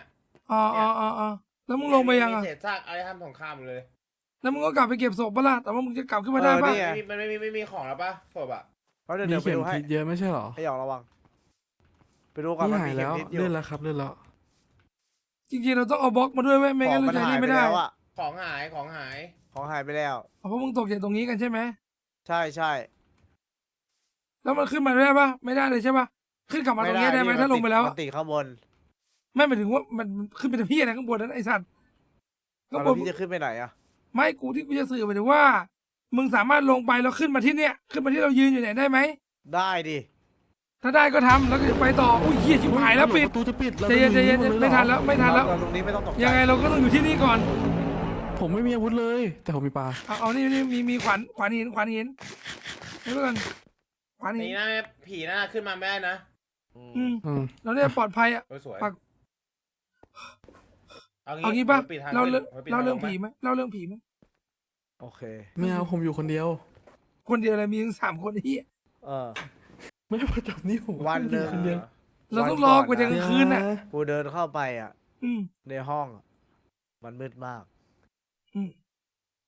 วันนั้นเป็นวันที่อืม ฝนตก อืม ฝนมันตกนะ มันหลายเม็ดมาก มองไปที่หน้าต่างอ่ะ กระจกก็เปียกเลย อืมเปียก เสร็จปุ๊บ มันก็มีเสียงขึ้นมา อ่ะ เสียง มันน่ากลัวมาก อืม อือฮึ ได้ยินไหม ได้ยิน น่ากลัวต้องกิน ได้ยินเสียง เวลากลัวต้องกินอ่ะ ไม่เป็นไรไม่เป็นไร ปากโป้งเนี่ยเหรอ เฮ้ยมึงฟังกูเอามึงฟังเรื่องกูดีกว่าไอ้นั่นมันไร้สาระมึงฟังเรื่องกูดีกว่าเรื่องกูเนี่ย บอกเลยว่าพีคมาก คืออ ฮะ ตอนพี่อายุประมา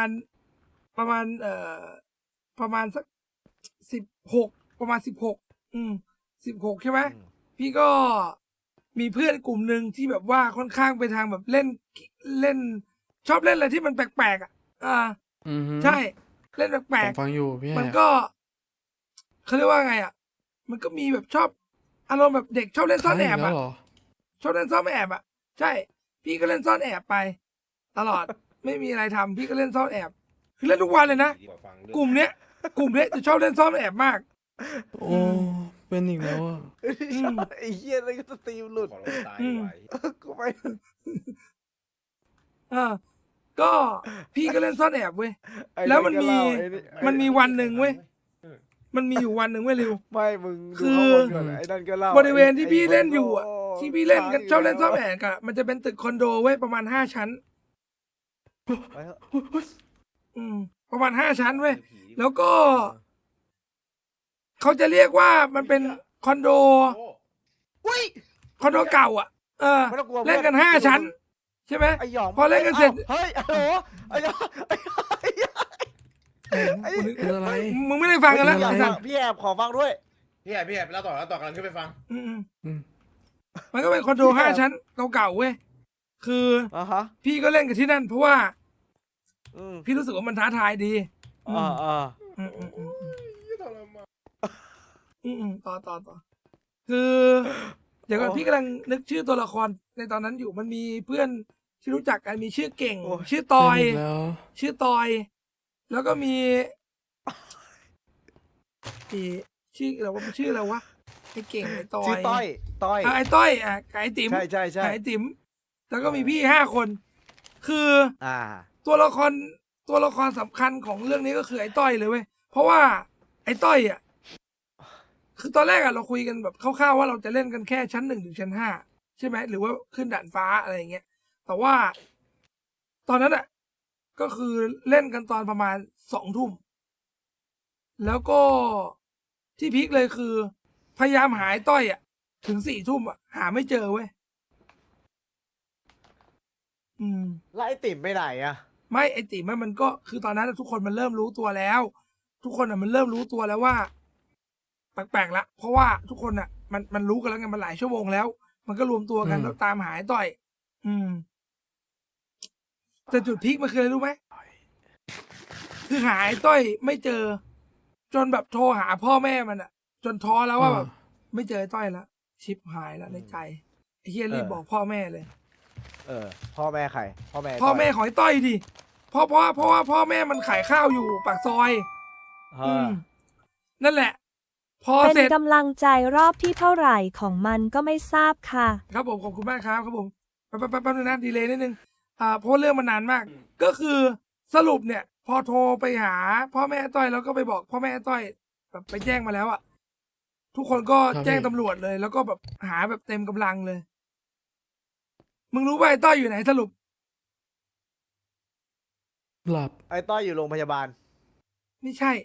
แม่งเล่นเกมอยู่ที่ร้านไอสัตว์เด็ดแม่หนีไปเล่นก่อนใคร ไม่ยอมบอก นั่นแหละ เรื่องของไอ้ต้อยเล่นซ่อนแอบไปอย่าตีกูนะไปข้าวอาหารหายาก ตามมา ไป ตามมา ไป เอางี้ก่อนไหมพี่อยากฟังของผมบ้างไหม เฮ้ยอ้าว มีไหม เฮ้ยมี คน ว่ะเฮ้ยมีว่ะ ว่าไง มีก็ฟัง คืออันนี้ มีก็ ผม ฟัง เจอมากับตัวนั้นเป็นเรื่องเกี่ยวกับแตงโมเลยนะอันเนี้ย เต้นกับไอ้โป้ พี่เห็นแตงโมพวกนี้ไหม แตงโมแตงโม คือโบราณเขาบอกว่ากินแตงโมเนี่ยระวังตายนะรู้ปะ เฮ้ย เออ หายแล้ว อันนี้ ไม่เคยรู้ เขา เล เตื ย อนนะ คือที่บ้านผมก็บอกว่าน่าเกี่ยวกับเรื่องแบบพวกเมล็ดแต่ว่าจริงๆแล้วไม่ใช่นะ คือเวลากินแตงโมเนี่ยเขาเตือนมาเลยนะ อืม ฟังแล้วอย่าขนลุกนะ อืม อย่าไปกินแกงงูจงอาง เฮ้ยเชี่ยเฮ้ยไอ้โอ้โหไปเก็บของเดี๋ยวเราไปเก็บของก่อน ไอ้สัตว์ อย่าฆ่ากันไอ้เหี้ย ปงทำบ้านพังแล้วคะ มึงเห็นยังเนี่ยข้อควรระวัง ไม่มึงลงไปเก็บของก่อนมึงลงไปเก็บของ มันไม่มีอะไร มาเลย มึงฆ่าน้องกู ชิบหายแล้วมึงทำอะไรมันอ่ะ เลือดลงน้ำด้วยเลือดตระกูลผมถอดมา โอเคแล้วกูไม่ได้ทำอะไรมึงใช่ไหม มีอยู่ กูสู้นะหยองตั้งสติหยองตั้งสติ ถ้ากูตายด้วยรอบนี้ของหมดตัวนะไม่มีอะไรเดินทางต่อ มีสติหรือเปล่า พี่ขอย้ำหน่อย มีนะ พี่ โอเคหยองพี่รู้หยองมีความสามารถหยองช่วยไปเอาของที่เพื่อนที่ตายไปได้ไหมได้ไหม ได้สิ โอเคขอบคุณมากหยองทำไม่ได้นะ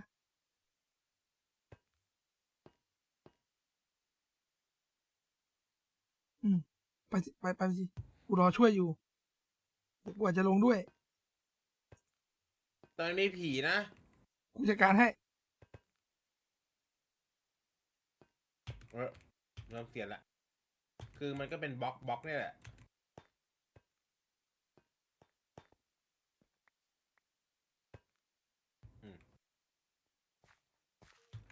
เรียบร้อย โอเคเก็บหมดปะ หมด โอเคถ้าหมดก็ขึ้นมา พี่จะออกได้ยังเนี่ย ไม่ก็เดี๋ยวต้องกลับไปรับมันอยู่ดี สุดท้ายคือ ทางนี้ก็คือมีแค่เนี้ยต้องไปทางอื่นต่อ ก็มึงไม่เจออะไรแล้วนี่ ตอนแรกกูคิดว่ามึงยังไม่มาไม่ถึง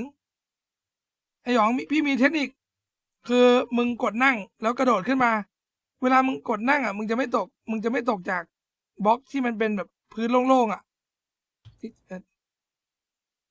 กดนั่งแล้วกระโดดขึ้นมาเรื่อยๆมันจะไม่ตกแล้วปักไฟสะเปลืองในสัตว์ขากลับมันจะมีผีไหมเนี่ย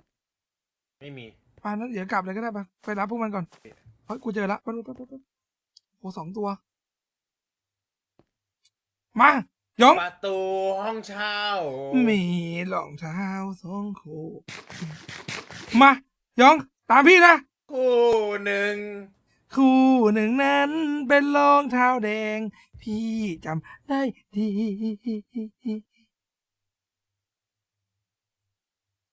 เอายังอ่ะพร้อมยัง ครับพี่ ลุย ประตู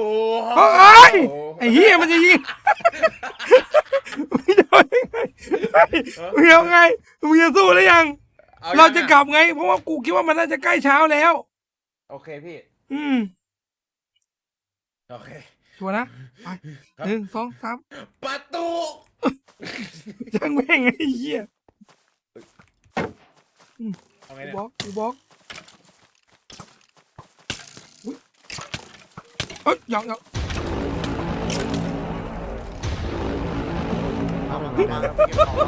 วคนอื่นอ่ะ ไอ้เหี้ยกลับไปกู้ของด่วนเลยกลับไปกู้ของเดี๋ยวกูกู้เอง แป๊บนึงพี่แหบฟังผม ธนูแม่งโหดมาก แอบเราผมก่อน ว่าไง ผมเอง อะไรวะของ เฮ้ย กูเยอะมาก ฮะ ของกูเยอะมาก ไอเร็วคืออะไรอุ้ย ผมมาช่วยแล้วพี่แหบ ของกูเยอะมากของกูเยอะมากของกูเยอะมาก พี่ นี่คือ ของ สิ่ง กิ ที่ น ผมกับพี่อ๋องไปทำมา แล้ว เป็น ของ ชุด กิน เต็ม ทั้ง ไว้ ชีวิต ตะลุย ของกินทั้งชีวิต ก็แบ่งกันใส่ไง แบ่งกันใส่ ไม่โอเคได้ไอ้เหี้ย สมบัติผัดกันชมเราเปลี่ยนกันได้ ให้หม เรา ทุกอย่าง เราสลับกันได้ พอ ก็เดี๋ยวผม ไม่ต้องพูด ตายพี่ก็ใส่ต่อไง ไม่ต้องพูด ของกิน ให้ ทั้งชีวิต ทุกอย่างสุดท้ายมึงทำกับกูอย่างนี้กูเข้าใจหมดแล้ว แล้วแม่งตี เราก็แบ่ง ด้ว กั ย นสิ เหี้ย ผมพี่ตีผมจะตายอยู่แล้ว พี่ไม่เคยทำเร็วหรอก อ๋อ คนที่รักมึงที่สุด คนที่ไว้ใจที่สุดทำแบบนี้ ไม่เป็นไร กูไม่ติดหรอก น้องจะเป็นยังไงกูก็ยังรักนะแต่สุด ไหน ท้าย พี่โป้พี่หันหลังมาสิ แม่งงูหางกระดิ่งว่าไง ช่วยด้วย หยองกูมาแล้วหยอง ตีอยู่ มึงตีใคร ผมมาช่วยแล้ว อุ้ย ผมมาช่วยแล้ว ที่หมายแล้ว ผ อันตรายมาก พี่ อันตรายมาก ผมมาช่วยใจ นัก เย็น อุ้ย ใจ นักธ เย็น นูนะอุ้ยแรงมาก ใจเย็นฟัง แรงมาก เอจุดเต็มมาเอาจุด มึ เต็ ง ม เล่ มาน มึงเล่น อยู่ไหน ดี อยู่ไหน ๆสายมือ2 ตัวทั้งธนู มึงไม่เอาโลมาอีก รองเท้าโอ้ แล้วโล่อยู่ไหนอะผมเอง ตี ผมมืดผมเองเอาชุดเต็มมาสวย สวย หัวตาย ผมมาแล้วพี่หยองชุดเต็ม โป้เก็บของเร็วชิบหายโป้ไปเร็วกลับก่อนไป กลับ มีสติ กลับ มีสติ พี่หยองกลับพี่หยองลงมาพี่หยอง ไอ้หยองตายเลยกูว่าเนี่ย พี่หยองไปไหนตายเหรอ เออโป้มึงเอาของไว้กูด้วยมึงอย่ามึงอย่ารีบใส่ชุดมึงไม่ทำอาวุธก่อนมาโป้กูถามมึงจริงๆมึงจะใส่ชุดแล้วมึงตีมันยังไงไอ้เอ้ยควายส่งมาเกิดจริง ขอบคุณพี่แฮบ ๆมึงทำอาวุธก่อนสิเร็วๆ ทำ ของ แล้ว กิ เนี่ น ย กูอยู่ที่มึงหมดเลยของกินมึงอ่ะ อะไรแป๊บนึงใช่เหรอ เอ้ย พี่เอาไป ตัว ครึ่ง มึงอ่ะปลาเปอร์เหี้ยอะไรอยู่เต็มเลย ปลามีตัวเดียวมีเต็มอะไร อยู่นี่ แล้ว อยู่ที่ริวเหรอ ไปออกก่อนไม่มีไอ้ยผมมีปลา อ มี อ ปลาก สอง ทำไม ตัวเนี่ย อ่ะเราไอ้นี่ต่อได้แล้วไปตามพี่หยองมาก่อน กลับก่อน ไป กลับ ลง ก่อน ล กลับ ง ก่อน กรุ๊ป ไป ก่ ล อน ง ล ก่ ง อน กรุ๊ปก่อนรีกรุ๊ป ประตูห้องเช่า เสียงตัดเมื่อกี้คือเสียงตัดเหรอ เออดิอ่า ขอบคุณนะครับขอบคุณ1,500นะครับ โอ้ได้เยอะจังอ่ะ ได้เยอะเลยวันนี้กู ดู ได้ ดิ ถึง100กูยังได้ไปถึง100เลยริว ดูดิพี่แหบมีเสียแล้วดิเสียโป้ เฮ้ยตัน ตัน มึง ยังได้ไปถึง100เลย แต่มึงจำได้ป่ะตอนกูมา ตัง เป๊ะ ค์ เล ซื้ ย อ นะ เกมแล้วดิ ซื้อเกมอะไรเกมพวกนี้400ยังไม่มีเลยน้องช่วยพี่หน่อยได้ไหม ผมอ่ะ คนหนึ่งพอกูหลง ค่า ที่ ข กู นมล้วน ไอ้เหี้ยเกมพวกนี้ เฮ้ยนี่ก็ตัน ริวพี่ขอได้ไหม มึงทำไว้ ๆโอ้ผมคือได้ค่าเกมไหมครับคืนตอนนี้ ทางไหนตันปิดตายเลยก็ได้นะ พี่แหบ พี่แหบ ตันหมดเลยเนี่ย ผมว่า กูหลง พี่หลงจริงๆ เข้ามาโซนที่มันหลงแล้วเนี่ย มันกลับโซนเมื่อกี้นี่ ซ้ายผมว่าเลี้ยวซ้ายนี่พี่แหบนี่ ต้องขอไอ้ปงมันรวยมาก นี่พี่แหบทางนี้พี่แหบตามมา โอเค ทางนี้ไม่ใช่ เอ้ยบอกไม่ได้ ทางนี้ปะกูขอดูทางนี้กันทางนี้ไม่มีหลัก เอาละทุกคนพอเดี๋ยวจะจัดการให้เอง ผมหิวขอกินบ้างได้ไหม มีข้าวมีข้าว เราไม่อดตายในนี้แน่แต่ว่าจะหาทางกลับยังไง ผ เนี่ย ม นะ ว่าเราอาจจะต้องฟาร์ม ไม่ได้ไงตอนเนี้ย เฮ้ยอย่างนี้ได้อยู่มั้งใช่ปะวะ ซ้ายนี้อ่ะเนี่ยทางนี้ทางนี้ เฮ้ย ทางนี้ไง เฮ้ยเราไม่เคยเจอทางนี้ปะ ไอเร็วมาเกาะกลุ่มไว้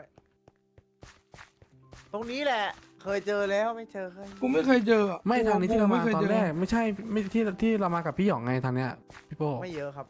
แล้วเข็มทิศอ่ะไม่มีเข็มทิศในตัวเหรอเข็มทิศไปไหนอ่ะ อยู่ที่ใครไม่รู้ นี่ อะ ไงเข็มทิศอ่ะพี่เปิดดูสิ ไหนอะปะ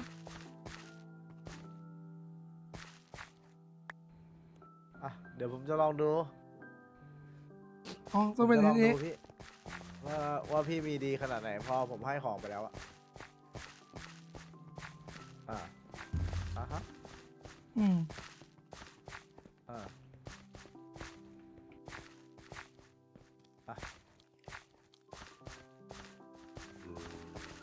เฮ้ย ไม่ต้องกลัว สบาย เฮ้ยสวยพี่แหบอุ้ย สบาย ตัน ตันละ พี่แหบตัน เอาบล็อก อะไร ทำทำบล็อกได้ไหม เป็นหมา บ๊อบบู เย้ยหลงมาแล้วว่า ฮัลโหลช่วยด้วยผมหลงทางฮัลโหลขอหน่อยขอทีมงานมารับหน่อยทีมงาน มึงไม่พูดนะไม่มันตามเราปะวะ เขาจะตามหาตัวเราไหมอ่ะ เฮ้ย พวก น่า นั้น จะ น่ะ ใช้เยอะไปปะอันเดียวก็รู้แล้ว อันเดียวไม่รู้ ไม่รู้พี่ถ้ารู้พี่ไม่หลงงี้หรอก ไอ้เหี้ยอันเดียวก็รู้แล้ว ถ้าอันเดียวรู้ไม่หลงงี้หรอกพี่ ทางนี้หรือเปล่าฮัลโหล ต้องลองไป ขอ อ่ะ ทีมงา ตอน น มา นี้ รับ ก็ หน่ ต้ อ อย ง ค ล รับ องไปอ่ะ โอ้พอดีอ่ะพรุ่งนี้อีกวัน คืนนี้เราตายแน่ถ้าเราออกไม่ได้อ่ะ มีหวัง เฮ้ย บล็อก มีภาพ บล็อกดินนี่กูยังไม่เคยเจอเลยนะ ผมก็ไม่เคยเจอเหมือนกันนะพี่ ไม่เคยได้ไงเคยแล้ว เราเคยเจอเหรอเนี่ยเราไม่เคยเจอไม่ใช่เหร ถ้า อ โดยส่วนตัวพี่อะยัง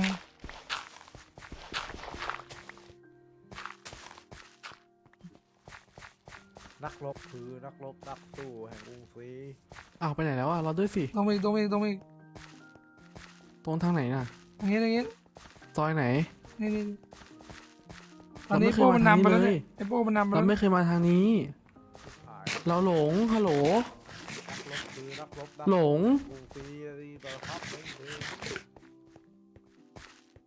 พี่โป้เราหลงทาง แม่งขยันวิ่งด้วยสัตว์ เร็วไม่ต้องบอกพี่หรอกว่าหลงทางอะถ้า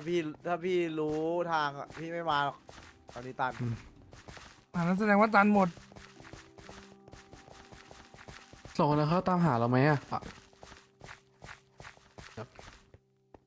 เวลามีสติเข้าไว้ เฮ้ย เฮ้ย ทางนี้ก็ตัน ทางนี้ก็ตัน เอ้ แต่ว่า ตามทางเลยเหรอ มึงดูดิมันมีอะไรไม่รู้เนี่ย ข้างบนนั่นน่ะ ไหนอะ นั่นน่ะ เราขุดไปได้ปะเราขุดทะลุได้ปะขออันที่ขุดมานะลองไหม มันสามารถเอาดินในนี่ได้วะ เอาไหน ดิน อะ ต่อขึ้นไปได้ปะ ลองดูลองดูลองดู อ๋ออันนี้ ไม่ มึงไปต่ออย่างนั้นมึงขุดไม้ฟรีดิไอ้โง่ทำบันไดขึ้นนี่ใช้ไม่กี่บล็อกเนี่ย ใช้ดินเอาเนี่ยรวยซะด้วยไอ้สัตว์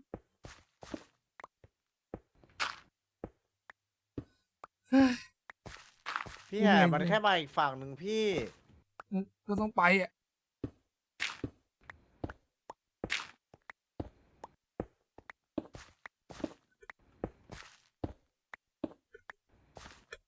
แล้วทางนี้เราเคยมายัง เอาเลยนะ แล้วตรง ไม่มี ไปไง ทางรู้อะเอาไปนว่าไม่มีทางรู้อะเฮ้ย ไม่เวิร์กว่ะ มีเถาวันเหรอ เฮ้ยผมว่าได้เนี่ยหุยอินเซนล่ะบราเตอร์ นี่คือเราไปต่อแล้วไม่ใช่คำว่าเราไปต่อแล้วนะ True 100 IQ กูว่าเราทำอาวุธไหมกูไม่มีอาวุธ ไม่ครับ กูไม่มี ผมมี โล่ เนี่ย ช่วยอ่ะ กูไม่มี เนี่ย กูมีอาวุธ เนี่ย แต่กูไม่มีเหล็กช่วยอ่ะกูอยากได้ กูว่ามึงจำไว้เลยนะเว้ยไมค์ครับจำเป็นมากคือโล่เว้ย คือโล่คือสิ่งที่สำคัญที่สุด อาหารก็จำเป็นนะผมไม่มีอา อา หาร หารที่มีอยู่ ตอนนี้สิ อ้างโล่อย่าร้องเถอะ ไป เหนื่อยใจว่ะพี่แหบแม่งร้องอย่างเดียว เอางี้ผมแทงให้ เออ เฮ้ยทางนี้คุณปะ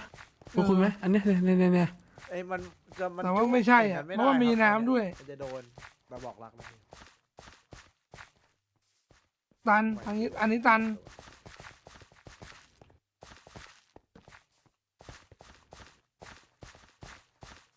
ชิบหายแล้วกูคิดถึงไอ้หยองว่ะ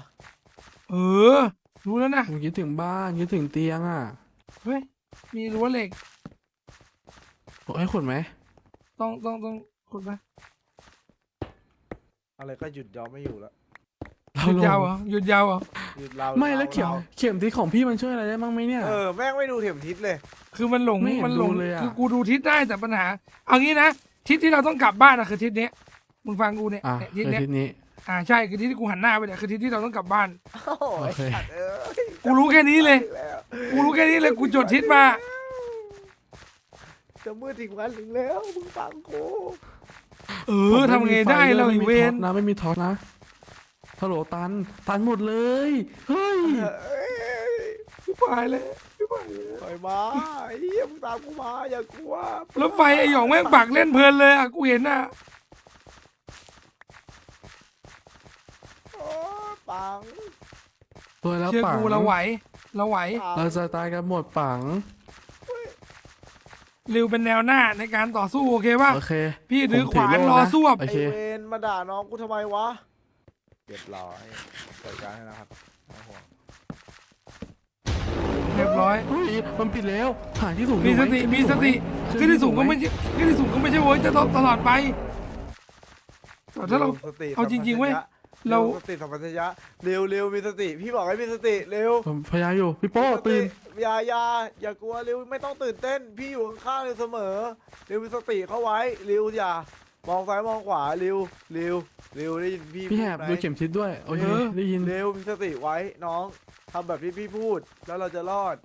ทางตันไหม เห็นหรือเปล่า โอเค เห็น เร็ว เห็น รอพี่ด้วยเร็ว ผมว่าพี่ไม่มีสติแล้วพี่ แม่ง โป้ หลอนไล่สัตว์ มี เฮ้ยอันนี้คุ้น เฮ้ยมีภาพฮะเราไม่เคยมาทางนี้นะ ๆไม่ใช่เราไม่เคยมา เร็ว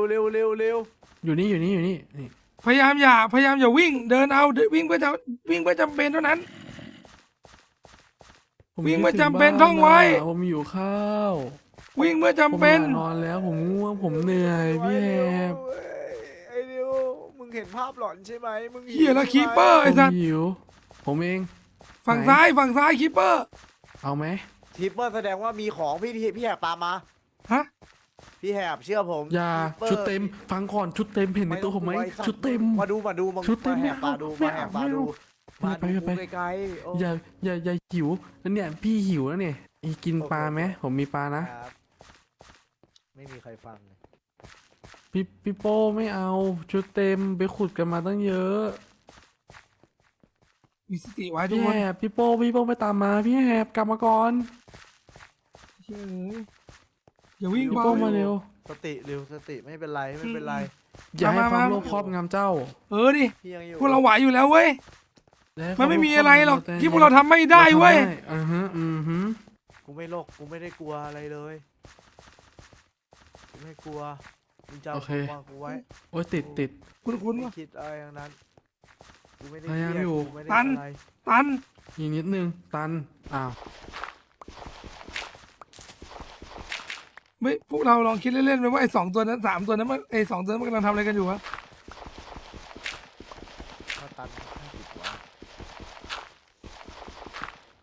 ติดไว้ ตันใช่ไหม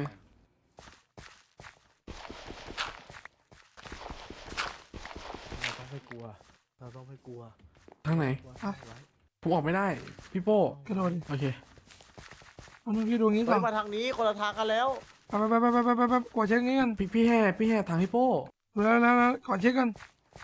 ตรงนี้มีต้นไม้ ใช่เหร เฮ้ย อ เฮ้ยตรงนี้ได้ยินเสียงเท้าอุ้ยซอมบี้มา ไอ้ริว แล้วจะไปหาพี่แห่ยังไงอ่ะ ริวมาหาพี่ก่อนพี่ มาแล้ว อยก มาแล้ว อยู่ฟาก พี่เลี้ยวซ้าย พี่ พี่ ไปด้วยกัน โอเค สิ พี่มาแล้วไม่จะไม่โอเค พี่โป้ไปรับพี่แห่ก่อน ได้ มาทางนี้พี่แห่ ตรงนี้มีเสียงเท้าอ่ะกูไม่รู้เสียงเท้าอะไรอ่ะไม่มีเสียงร้องซอมบี้ด้วยอ่ะ เสียงเท้าผมไง ไม่ใช่เสียงเท้าฝั่งขวาดิ มาแล้ว อุ๊ยพี่โป้พี่โป้ฟังผมนะ ริวลาก่อนน้องชาย ไม่ถ้าจากไปอย่าลืมตรงหน่วยงานมารับด้วยฮัลโหลอยู่ตรงไหนอ่ะพี่โป้อยู่ตรงนู้นข้างหน้านี้พี่โป้เร็วช่วยโป้ช่วยโป้ ช่วยเลย ผมมาแล้วไหนใครท ดูปากขากู ำใครท ไอ้ริวดูขากูก่อน ำยังรู้สึกอยู่ไหม เป็น เรียน รู้สึกแล้ว ตัดขา แผลลึก ตัดขาทิ้ง แม่ง ขอบคุณากน้องชาย ไหนมันอยู่ไหนอันนี้เหรอ มันตายแล้วริวพี่ การแส ฆ่า ดง มันไปแล้ว การแสดง เฮ้ยผมเจอโจทย์ เฮ้ยหายแล้ว สวยแล้วไหวชิวสวย เฮียเชี่ยเสียงอะไร ตัว อ่ะ ไหนเฮ้ย เฮ้ยตัวอะไรอ่ะเฮ้ยตัวอะไร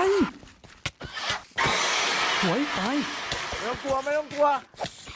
ฟังผมนะ ถ้าผมตายไปตอนนี้ผมติดพิษพี่ต้องดูแลชุดเต็มต่อโอเคไหมอันนี้คือสิ่งที่ผมขุดกับพี่หยองมาทั้งชีวิตนะ เฮีย ฝาก เฮ้ยระวัง ผมเอง อย่าก หล ลั บ ว ไป อย่า หลบ ก ไป ลัวอย่า หลบ ก ไป ลัวอย่ากลัวไป ตามมา ลุยพี่อย่าถอยห้า ตาม ม มา ถอยห้ามถอยริวห้ามถอยไป ไม่เร็ว ไป ถ้ามึงจะเล่นแบบ ไป ไม่โดนถ้ามึงจะไม่โดนดาเมจมึงต้องพักตีแล้วถอยไม่ใช่เหรอวะเอากินยาก่อนไหมกินข้าวก่อนไหมเพิ่มเล่นไหม ไม่เป็นไรพี่เก็บไว้ มี ข้าว มี ถึงตอนจำเป็น มึงอย่าเฮ้ยไอ้ป้อมึงหยุดเลยไอ้สัตว์ให้น้องแดกน้องจะตายเฮียกูต้องการกำลังคน ของพี่แดก เฮ้ยเฮียตัวล่อเร็วมีมึง ริว ล่อบล็อกก่อน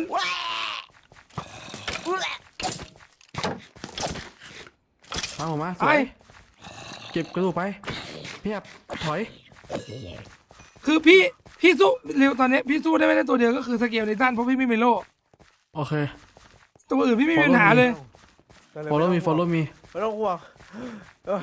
ทุกคนใจเย็น เร็วเลือดเต็มเบ้าตอน ใจ เนี้ย เย็น เราต้องรอดไม่เต็ม เลือด แต่ว่าเรา เอาอีก ใจเย็น โดนเดียวโดนเดียวโดนเดียวเราแค่โดนเดียว ใจเย็น เฮ้ยรุ่นใหญ่ คีเปอร์ รุ่นใหญ่ ไม่ รุ่นใหญ่ คีเปอร์มึงใจเย็นมีสติตีแล้วถอยตีแล้วถอย มีคนขำ ตีแล้วถอย มีตัวทอง ตีแล้วถอย พี่โป้ร้อง หลบคนเดียว สวย คนเดียว สวย มีสติ สวย เร็วทางนี้มีของตามมา เออ โอเคเฮ้ยมันเสียงอะไรฮะเฮ้ยอันนี้ตัวอะไรอันนี้ตัวอะไรพี่ เฮ้ยมันนักเวท พยายามอยู่ อย่าให้มันปาขวดอย่าให้มันปาขวดรีบฆ่า เอาอยู่สวย เฮ้ยมีของ โอเค ส มี มุด หนัง สมุดนั่นแหละ 5 เล่ม มันอยู่ไหน มันคือสมุดอะไร สมุดเลขอะไร กูมาแล้ว เดี๋ยวแล้ว อ่าน มัอยู่ไหน มันตายแล้วตายหมดแล้ว ปกป้องกูมันอยู่ไหนมันเขียนว่า I just discover another cave beneath the forest this one is much bigger and way more dangerous ก็คืออันที่เราเจอแน่เลยริวมาเจอถ้ำอีกอันหนึ่ง The River Monster Strength แล้วก็เจอประตูแปลกๆ มีสัญลักษณ์แปลกๆ Team that only one of แป๊บ them นะ is ผม open กำลังเทสเดี๋ยวผมจะลองขึ้นใหม่เน็ต เฮ้ย าจะ มันมี หายละ มันมีอยู่พี่แหบ เออ มันมีถ้ำอยู่ข้างใต้ป่า ซึ่งตรง มัน เป็ มันหมายถึงเหมืองปะมันเหมือนมันหมายถึงเหมืองที่อยู่ในนั้นปะ ที่ผมลงไปอ่ะ ใช่ไหมกูคิดว่า ใช่ มันเป็นเหมืองนั้นนะเย้ยไป เฮ้ยพี่ผม ไป ไม่ ต่อ มี เลย อาหารหรือว่า มีกูแบ่งได้ไงกูบอกแล้วไงเอาไป แป๊บนึงนะผมกำลังเข้าอันนี้อยู่ โอ้ยเฮียเอ้ยอย่าเข้ามา ท นะ ง ครับ ไหมครับ กูเพิ่งรู้สึกได้ไอ้สัตว์เอ้ยว่าแล้วอย่าเพิ่งเข้ามาน้อง อะไรอีกัน โอ้ยเฮียฉี่แตกเมื่อกี้ตกใจ วงการไปแล้วกัน ว่าแล้ว มันอายแหละของมันเล็กอ่ะเราอย่าไปดูเลย ว่าแล้วเฮีย ไอ้ดาบสีสันแล้วแม่งเป็นนักรบ เติมไม่ขึ้นโอ้ยพังหมด แทนที่ ลย จะเอาโล่ไอเวนเสือกทำกางเกงกูถามจริงๆไอ้เหี้ยเขาก็ไม่มีนี่หว่าทำไมโง่จังวะแม่งกูไม่คิดว่าจะได้ด่ามึงเลยนะรู้ปะ อยากตายในนี้เหรอ หึมึงสู้กูไม่ได้หรอก มึงยาวเหรอ ไม่เอาครับ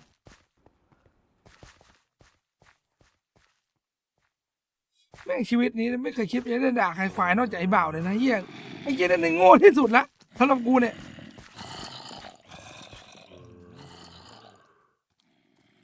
ด่ากูโง่ดูก็แล้วดูเอาแล้วกันด่ากูโง่อะเลยโชว์ด่ากูโง่อะ ริวค้างไปแล้วเฮ้ยริวค้างไปแล้วมึงจะทะเลาะกันอีกทำไมวะ ไม่มาแล้วผมกำลังลองอยู่อะพี่ กูจะโชว์ด่ากูโง่อะ คือ กูจะโชว์ด่ากูโง่อะ โอ้ยเหี้ย กูจะโชว์ มัน ทำไมอะ มันหมุนติ้วมันเป็นอะไรไม่รู้อะ มันแหลกเลย พี่แหบ เอาละ พี่แหบเลยช่วยหน่อย โอเคงั้นผมว่าน่าจะสตรีมไม่ได้ทุกคนครับ ไม่หรอกเดี๋ยวมันก็คงดีขึ้นละมั้ง เปล่าโอ้ย ชิปหาย เฮ้ย เลย เสร็จแล้ว มันต้องรีบออกให้ได้อ่ะ พี่โคตายแล้วพี่ ดิไหนกูอยากรู้จริงๆว่า มันเอาของอะไรไปบ้างวะ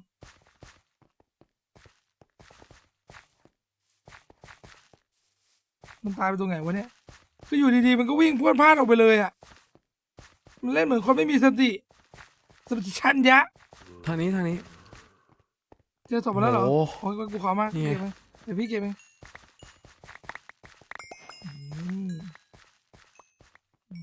โอ้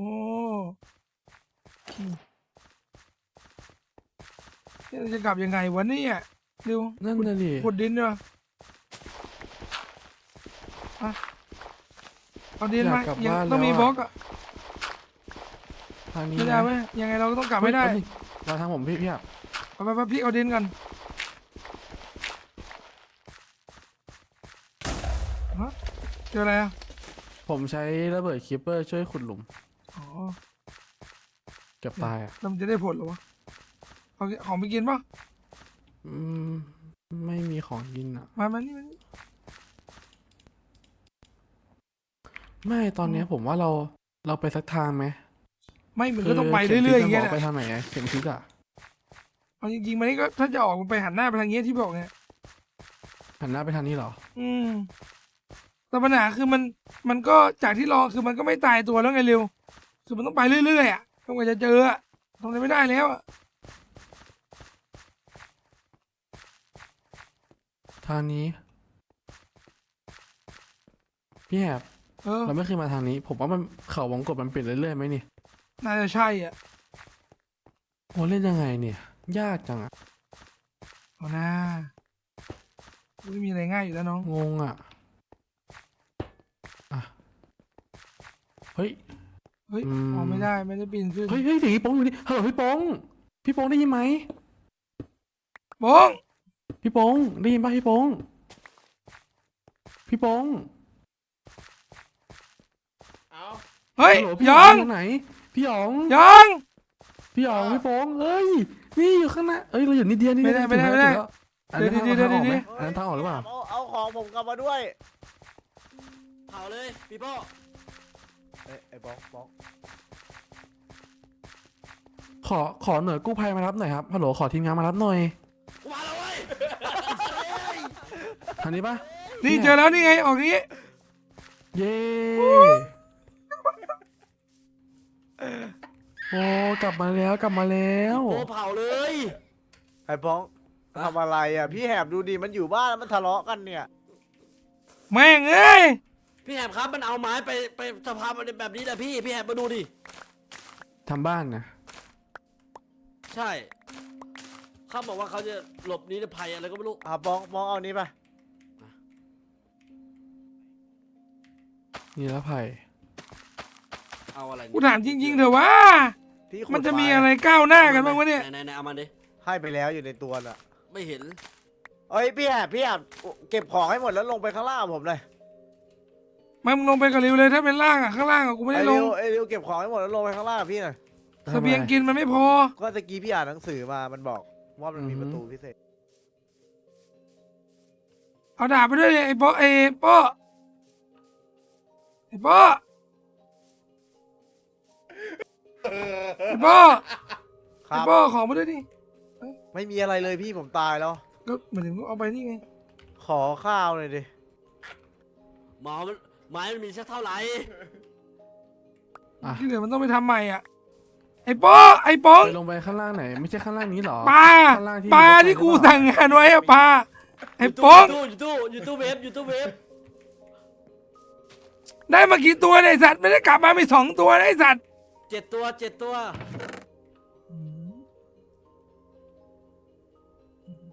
เราไม่ได้เอาทอชมาหรอ อย่างน้อยก็มีปลาวะ มีอยู่2 อัน ทำไมมันไม้มันเยอะจังเลยวะ โอเคของปลาเพิ่ม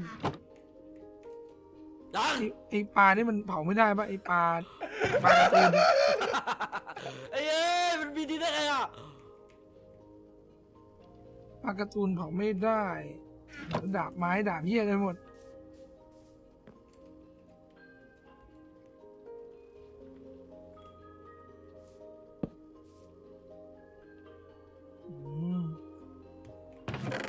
โอเค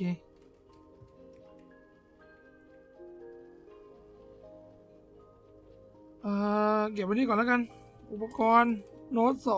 2 เส้นใยอันนี้แบ่งมาค่อนข้างจำเป็นโอเคมีบล็อกนึงพอแล้วโอเคที่เหลือประมาณ เอ้ นี้ ยบอกว่าอะไรไม่เป็นวะไอ้เหี้ยต้นต่อบอกเร็วชิบหายเลยอ่ะ ไม่ถึง7ด้วย พี่แอบมีไปแช็กก็ขอไปแช็กหน่อย นี่ผม ขอไปแช็กหน่อย ไม่มีดิเดี๋ยวก่อนนะไฟแช็กมันพิมพ์ยังไงวะชิงเหรอ เชี่ย คำว่าอะไรวะ กูหลงทาง มึงขังมันอ่ะ อ๋อเหี้ยเป็นสวรรค์แล้ว เฮ้ยเฮียเป็นตกปลากูไปไหนวะ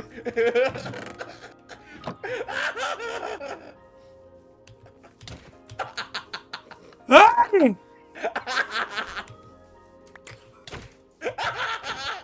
บ้า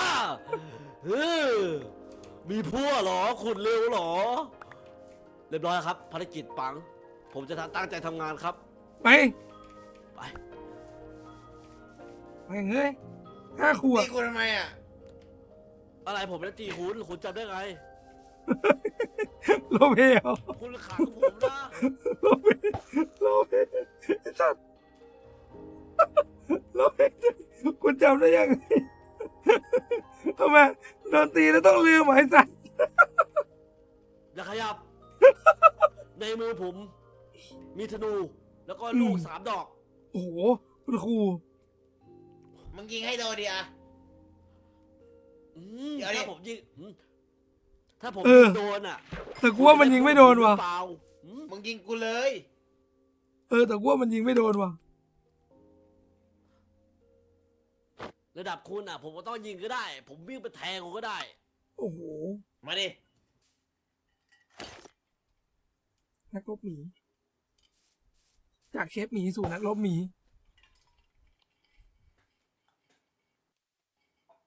เดี๋ยวก่อนนะ คือยังไงนะขุดแตงโมอ๋อโอ้โหแตงโมโตโอ้แม่งได้ใบบัวไอ้สัตว์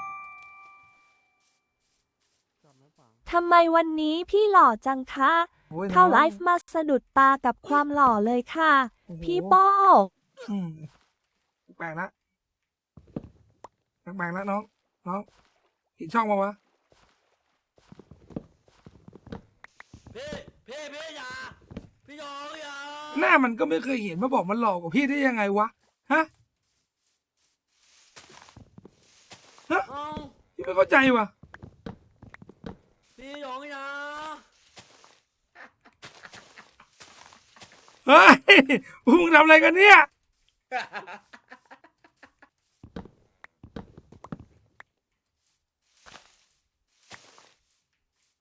มึง ไม้มาจากไหนวะ เยอะแยะมากเลยวะ ชิบหายแล้วไอ้สองตัวบาทนั้นต้องไปตายด้วย มึงไปช่วยมันทีเถอะกูขอร้องละ เซ็ตเต็มแตกเซ็ตเต็มแตกพี่แอพี่โป้เอาผมไปเซ็ตเต็มแตกอยู่ข้างล่างเซ็ตเต็มแตก กลับไปได้ปะเนี่ย กลับไปได้ กลับไปได้พี่โป้ผมบอกแล้วว่าอย่าไป มึงกลัว แล้วกันกูไปได้ออกแล้ว อะไรกัน พวกมึงเป็นอะไรกันวะ เฮ้ย กูว่าแม่งแปลกไปแล้ววะ ทำอะไรกันอะปัง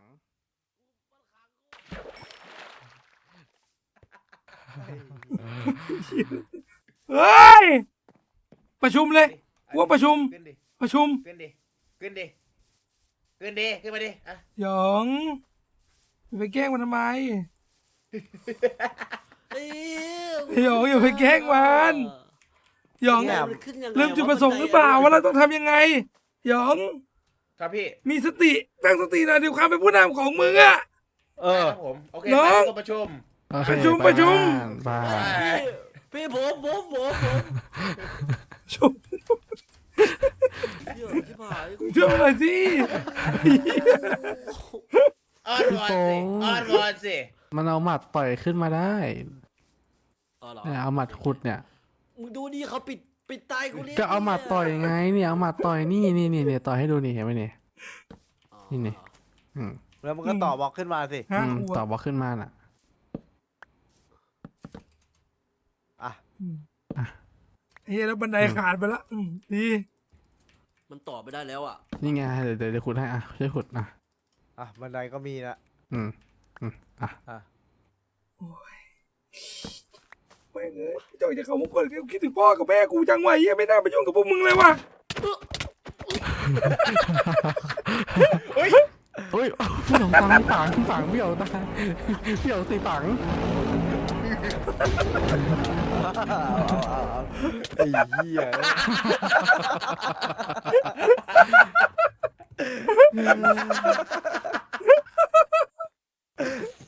ไอ้เหี้ยเอ้ย เฮ้ยโหมันวิ่งมาด้วยความแค้น พี่หงมาแล้วพี่หงมาแล้ว ฝากมึงระวังแล้วมันเป็นบุลลีนะไอ้หยอง ปังแล้วเรือไปไหนหมดละปังเรือพังหมดแล้วหรอ เรือพังหมดละ อยากเห็นพี่แอดเพชรอะครับ โอ้โห พี่แอบขอลองตกปลาหน่อยได้ไหม มาดิ หาย เข้าไป ดีกว่าเดี๋ยวพวกนี้แม่งไร้สาระ คือมึงต้องทำปลาเฮียไม่งั้นไม่มีของกินตอนเข้าไปเมื่อกี้มึงก็เห็นอยู่ว่า ถ้าเราจะไปต่อมันต้องทำอ่ะ อย่าขยับ กูไม่ให้ดู แป๊บนึง กูไม่รู้ ดู เดี๋ยวพี่ทำเพิ่มมา ไม่เดี๋ยวก่อนนะมึงจริงๆมึงต้องไป พี่ กู้ โป้ง ไม่ใช่ ฟั เห ง รอ นะ มันเอาไม่ มี ได้ ธ เลย นู เหรอ แต่ไม่มีลูก ไม่ มันไปเอา กู้ ได้ ไม่ แต่ว่า เหร ต้องมีคนลงไปด้วย พี่ลงไปด้วยได้ไหมล่ะ คิดว่ามันยากไหมล่ะมันตายเพราะอะไรอ่ะ ไม่ยาก สเกล ไม่ ตั ยาก นเหร มา อ มามามันเยอะเพราะเมื่อกี้พี่โป้ไม่ช่วยตีชุดเต็ม ไม่ อ่ะ แล้วปัญหา ชุด คือ เต็ม ง แล้วก็ ไ เหล็กอีกเกือบ1 สแต็กอ่ะผมมานั่งขุดอันเนี้ยเมื่อกี้ อ๋อไม่แล้วมึงไม่เอาอาวุธไว้เลยเหรอ เดี๋ยวผมไม่เก็บศพผม Power Gaming ไม่แฮวเวลา โอ้โหเมื่อกี้ไม่มีพี่นะ เมื่อกี้ไม่มีพี่นะไดีมั้ย ไอ้สัตว์ งอนละ การนี้เรามากดได้อะไรบ้างอ่ะฮะ เรามากู้เซตเต็มครับน้ำผู้น ไม่จ ทาง ริงๆ ซ้าย เวลามึงปักไฟมึงต้องปักซ้ายแล้วมึงจะรู้ว่าขากลับมึงต้องกลับทางไหน ำไฟก็ แม่ง ไม่ได้เตรียมพี่โป้ชวนลง เอ มา อ เฉยเลย มึงมีสติสิเร็วมึงอย่าไปฟังมันมากนั่นไงกี่ตัววะน่ะโอ้โหมุมสูงด้วย ดูธนูมาดิดูธนูมาดิ เอาบักเอาโลบอกได้ปะ เอายังไงบล็อกล่ะ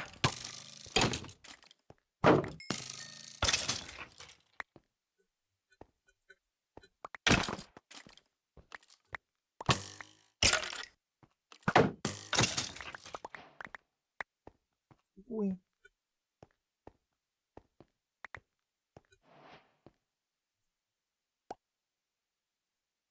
อืมกูเองวีรบุรุษอะ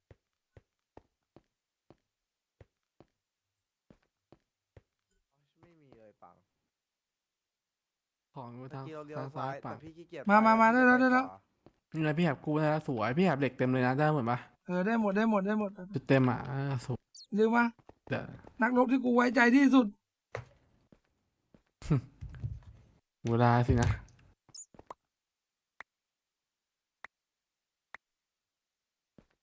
ไปอืม ดักควาย ส่วนมึง หัวหน้าไร้ประสิทธิภาพ ไม่มีความเป็นผู้นำสติหลุดไปแล้ว ควายครับ ไม่มีอะไรครับ มีสติได้ไหมพี่ขอละหยอง ไม่งั้นเราจะตายกันหมด เฮ้ยพี่หยองมีธนูพี่หยองมีธนู มึงรู้ป่ะ ไอ้ ธนูสอง มีดสู้ธนูกูจะแจ้งแบน พี่ริวไม่ได้สตรีมแล้วหรอคะ เผื่อมึงไม่รู้นะ กูเป็นคนสร้างเติม มีคนโดนระเบิด เชี่ยแล้วไปดีกว่าเฮ้ยไปเถอะอย่าไป ทางไหน อันตรายเกินไปถอยกูถอย ปัง โหถอยยังแวะขุดน่ากลัวมากเลยถอยยังแวะขุด ถอย มา อ่า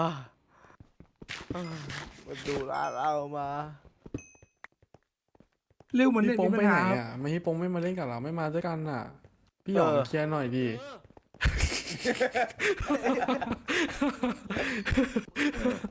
ขุดตรงลงมาเลยขุดตรงลงมาขุดตร คือง ๆ เกมเนี้ยมันยากไปสำหรับมันจริงๆเหรอวะไอ้เหี้ยแค่เดินหากันยังหาไม่เจอไอ้สัตว์ อ๋อไม่ได้งอนใช่ไหมแต่ว่าแค่หาทางลงไม่เจอใช่ไหม พี่หยองผมมีลูกธนูด้วย นะไหนเอามาดูดิลูกธนูจริงเปล่า จริง ไหนเอามาทดสอบ มันเขียนว่าอาร์เมอร์อะ ฮะ ทำไมนะ เอามือ อ่ะมือ เอามือเฮ้ยเร็วทางไหนวะเนี่ยทางเนี้ย ทางซ้ายพี่ อาบ เดี๋ยว แล้วค ซ้า รั ย บเมื่อวาน พี่หย กู อง อยากเลิกเล่นแล้วว่ะ ผมไว้ใจพี่นะ มึงไม่มีเป้าหมายไง แล้วมึงก็เล่นแบบคนไม่มีสติต้องให้กูบ่นปะเออดิ นี่ไง มึงลงมามึงก็ไม่ได้เตรียมไฟ เนี่ยเดี๋ยวขอดูหน่อยขอดูหน่อย จริงไหม กดคิวกดคิว มาดิ เฮ้ยสูจะล็อก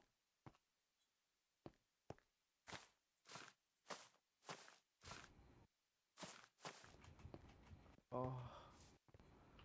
สติสัมปชัญญะ อะควาแมนเอ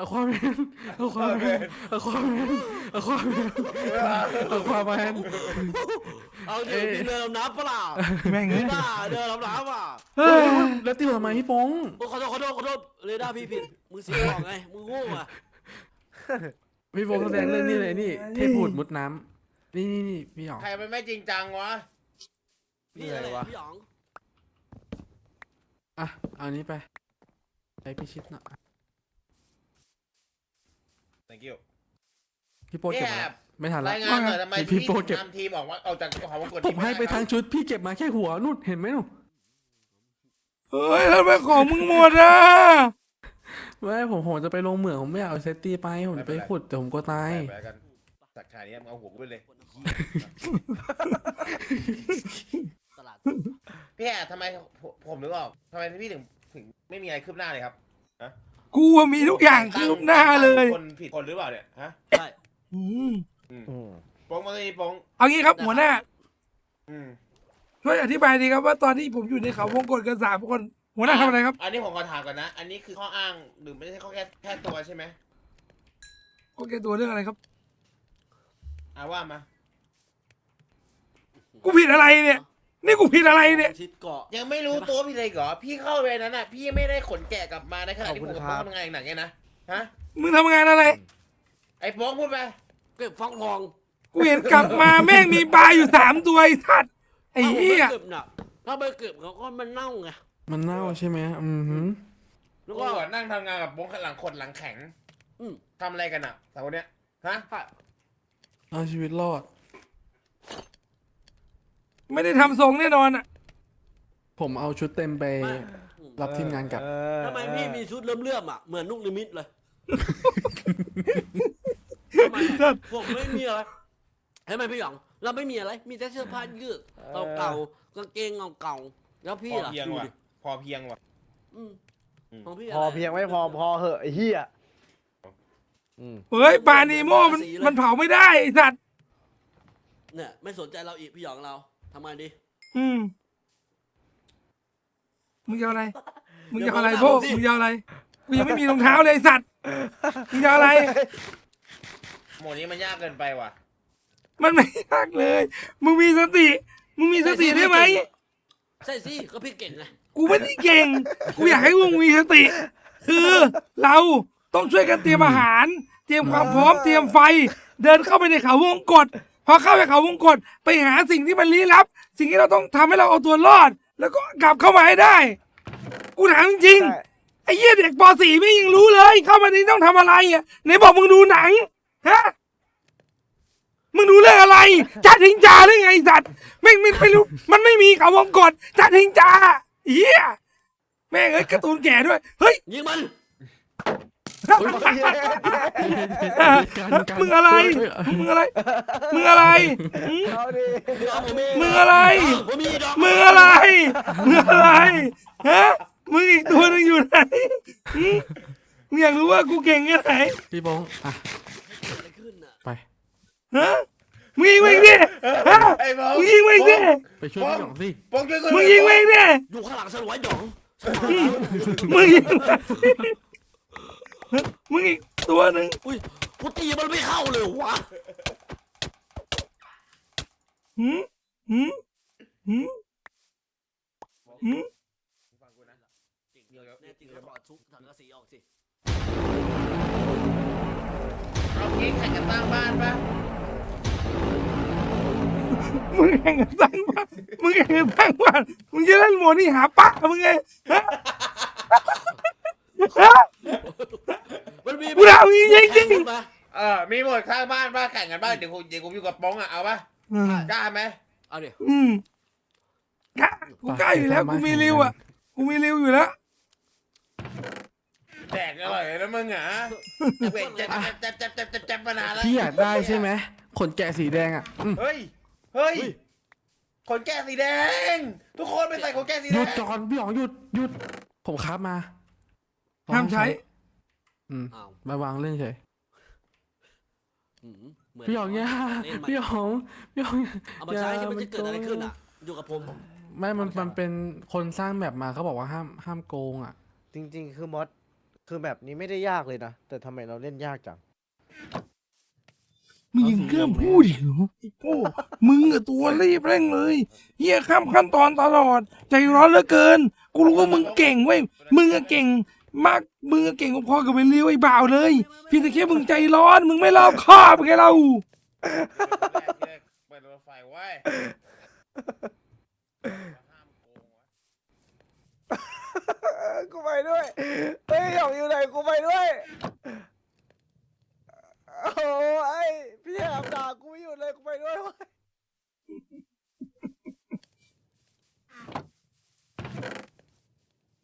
ใจมากมั้ง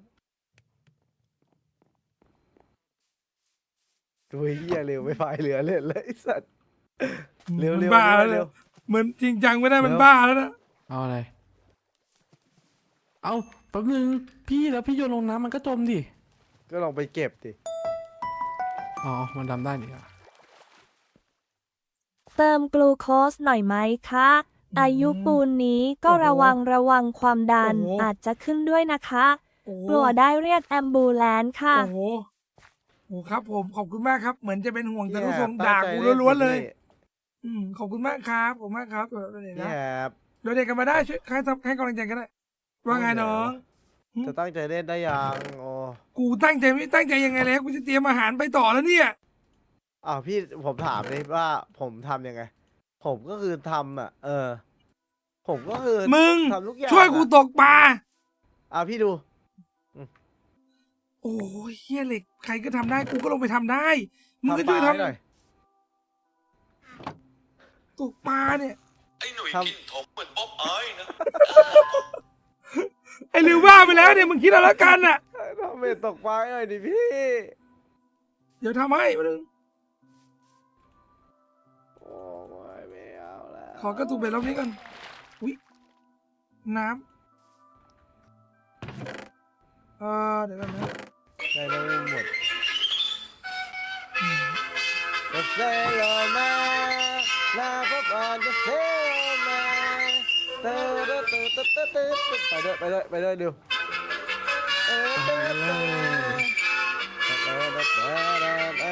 ออกเรือด้วย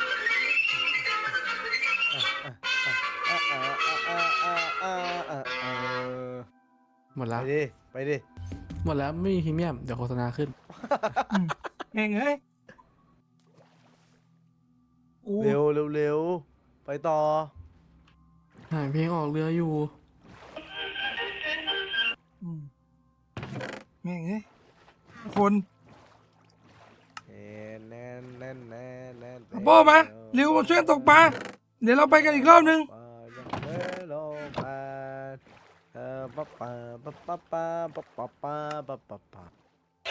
ใหญ่ไม่พอนี่หว่า เฮ้ย เฮ้ยลิกาเซ่ลิกาเซ่ลิกาเซ่ลิกาเซ่ไอ้เหี้ยเอ้ยลิกาเซ่ลิกาเซ่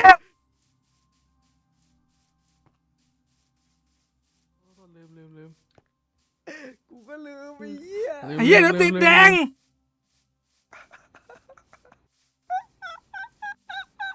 กูบอกเลยนะกูกลัวยิ่งกว่าผีอีกเหี้ยเมื่อกี้เพลงเมื่อกี้เหี้ย ไอ้สัตว์แล้วแม่งเพลงโคตรจะดี ก็ไปออกทะเลไง เราไม่เคยรักเขาวงกดเราไปออกทะเลละ มีมอสแจ็คส มา เปา นี่ ไห มานี่มานี่เอานี่ตกปลา อยากเล่นวันพี ไม่คือตอนนี้กูอยากรู้ว่า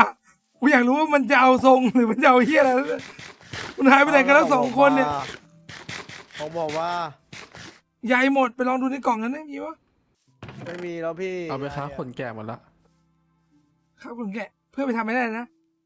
ดีไอ้เหี้ย เดี๋ยวผมมานะ พี่แล้วพี่หยองเอาไปเสียบแล้วนะเมื่อกี้